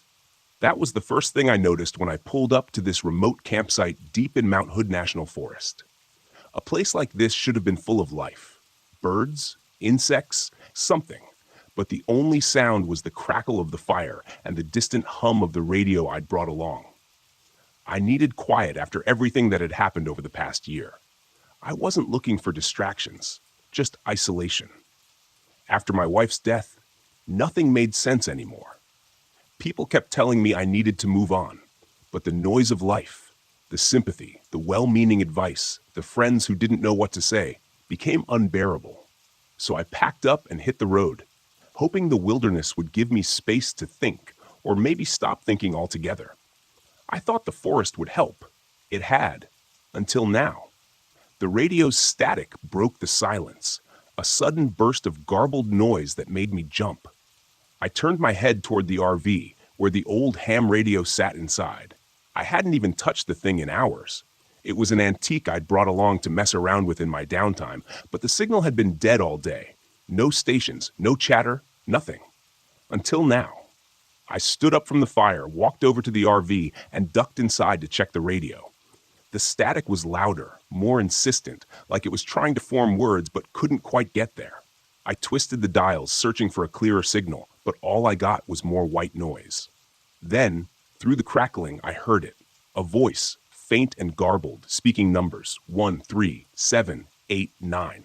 The numbers repeated over and over, mechanical and cold, like a voice from an old number station. It didn't make sense. I was miles from anywhere, and this was supposed to be a dead zone. No signal, no interference. The voice paused for a moment, then the numbers started again. 1, 3, 7. It sent a chill through me, but I told myself it was just some rogue signal bouncing off the atmosphere. Maybe a military transmission. There were logical explanations for this kind of thing. I was sure of it. But the way the numbers repeated over and over felt wrong. Like the message wasn't for just anyone, it was for me. I shut the radio off. My fingers were trembling slightly. I wasn't here for this. I needed quiet, not some weird radio signal rattling around in my head. The next day, I tried to forget about the radio. I spent the morning hiking through the woods. The towering pines loomed overhead like silent giants. The air was cool and damp, the sky just a sliver of gray through the dense canopy. But something gnawed at me, a faint buzzing at the back of my mind. No birds, no animals, just silence. When I returned to the campsite, the radio was on again, static blaring from the speakers. I hadn't touched it. I stepped inside the RV, staring at the radio like it might come to life. The static was louder now, more intense. I could feel it in my bones, like the vibration from a low hum in the ground. And beneath the static, the numbers were back. 1, 3, 7, 8. I slammed my hand down on the off switch, killing the sound. My pulse was racing, my mind scrambling for an explanation. It had to be a glitch, something with the wiring, maybe a stray electrical signal. I'd worked with enough technology over the years to know that things sometimes did strange things when you weren't looking. But the numbers, the way they were so clear, so deliberate, I shook it off and stepped back outside, trying to push the growing unease away. That's when I noticed the man standing at the edge of my campsite. I hadn't heard him approach. He was just there, tall, scruffy, wearing a weathered jacket and a backpack slung over one shoulder. He looked like a camper, but there was something about the way he stood, stiff and tense, like he was waiting for something to happen. "Hey!" I called out, trying to keep my voice steady. "You lost?" The man looked at me, his face tight with anxiety. "I heard it too," he said. I froze, my heart skipping a beat. "Heard what?" "The signal, the numbers," he said, glancing toward the RV. "I've been picking it up on my own radio. It's not normal." My mouth went dry. "You've heard it too?" The man nodded. "I'm Ben," he said, stepping closer, his voice low. "I was camping a few miles down the road. I've been getting static, voices, weird electrical interference. My GPS stopped working. My cell phone drained to 0 in minutes." I swallowed hard, my mind racing. "What do you think it is?" Ben shook his head, his eyes darting toward the trees. "I don't know, but it's not natural. The way the signal moves, it's like it's getting closer." I didn't know how to respond to that. I was a man of logic, of science. Signals were signals. Glitches were glitches. But there was something about the way Ben spoke, the fear in his eyes, that made my skin crawl. That night, the radio came to life again. I tried to ignore it, tried to focus on the campfire and the peaceful silence of the woods, but the static was louder than before. The numbers were clearer, more insistent. 1, 3, 7, 8. Ben was sitting across from me, his hands wrapped around a cup of coffee. His eyes constantly scanned the dark forest around us. He hadn't relaxed since he showed up, and I couldn't blame him. There was something wrong here, something I couldn't explain. "You think it's some kind of broadcast?" I asked, more to fill the silence than anything. Ben shook his head. "I don't think it's a broadcast at all." "What do you mean?" He hesitated, then leaned closer, lowering his voice. "I think it's a warning, or a signal from something out there." I stared at him, trying to process what he was saying. A warning from what? Before I could ask, the static on the radio cut out for a moment. There was only silence, the kind of silence that presses down on you, that makes your skin prickle with anticipation. Then a sound, a soft rhythmic clicking, like something metallic tapping against wood. I grabbed my flashlight and pointed it toward the trees, but the beam only revealed darkness. The clicking grew louder, echoing through the forest. And then, through the radio, a voice crackled to life. "We see you." My blood ran cold. Ben's eyes widened, his face pale. "What the hell was that?" I whispered, my voice barely audible over the pounding of my heart. The voice repeated, distorted and mechanical, "We see you." I stood up, the flashlight shaking in my hand. The clicking sound was closer now, coming from all around us, moving through the trees. The forest seemed to pulse with energy, the air growing thick and heavy, like the atmosphere itself was alive. "I think we should leave," Ben said, his voice tight with fear. For once, I agreed. The next morning, I found Ben's tent abandoned. His gear was scattered around the clearing, but there was no sign of him, no footprints, no note. Just the cold, empty forest and the low hum of static that had settled into the air like a living thing. I tried to follow his tracks, but they vanished in the thick underbrush. It was like he'd walked into the trees and disappeared. The GPS on my phone was useless, spinning me in circles. The battery drained faster than I'd ever seen. The static in my ears grew louder the further I went, like the signal was inside my head, vibrating through my skull. The numbers were back too, repeating over and over, etched into my mind. 1, 3, 7. By midday, I stumbled across something I hadn't expected. An old, dilapidated radio tower hidden deep in the woods. The metal was rusted, vines crawling up the sides, but it was still faintly humming with power. I climbed the tower, every step echoing in the stillness. My heart hammered in my chest. At the top, I found the source of the signal. A small glowing device pulsing with an eerie cold light. It didn't belong here. It wasn't part of the original tower. It was something else, something foreign. I reached out and touched it, and the static in my head exploded. The numbers, the clicking, the voices, it all crashed into me at once. An unbearable cacophony of sound. I stumbled back, nearly falling off the tower as the forest seemed to come alive around me. The lights returned, flickering in the trees, cold and mechanical. The clicking grew louder, more frantic, like something was chasing me. I ran. I don't remember how I made it back to the RV, but the lights followed me, the clicking never far behind. But I managed to get inside and slam the door shut. My hands were shaking as I started the engine. the device still clutched in my hand. As I drove away, the static began to fade, but the numbers never left me. They echoed in my mind, a constant whisper, even as the forest disappeared in the rearview mirror. It's been days now, and I'm still hearing them. 1, 3, 7. I can't get them out of my head, and I can't shake the feeling that whatever was out there, whatever sent that signal, knows where I am. And it's not done with me yet.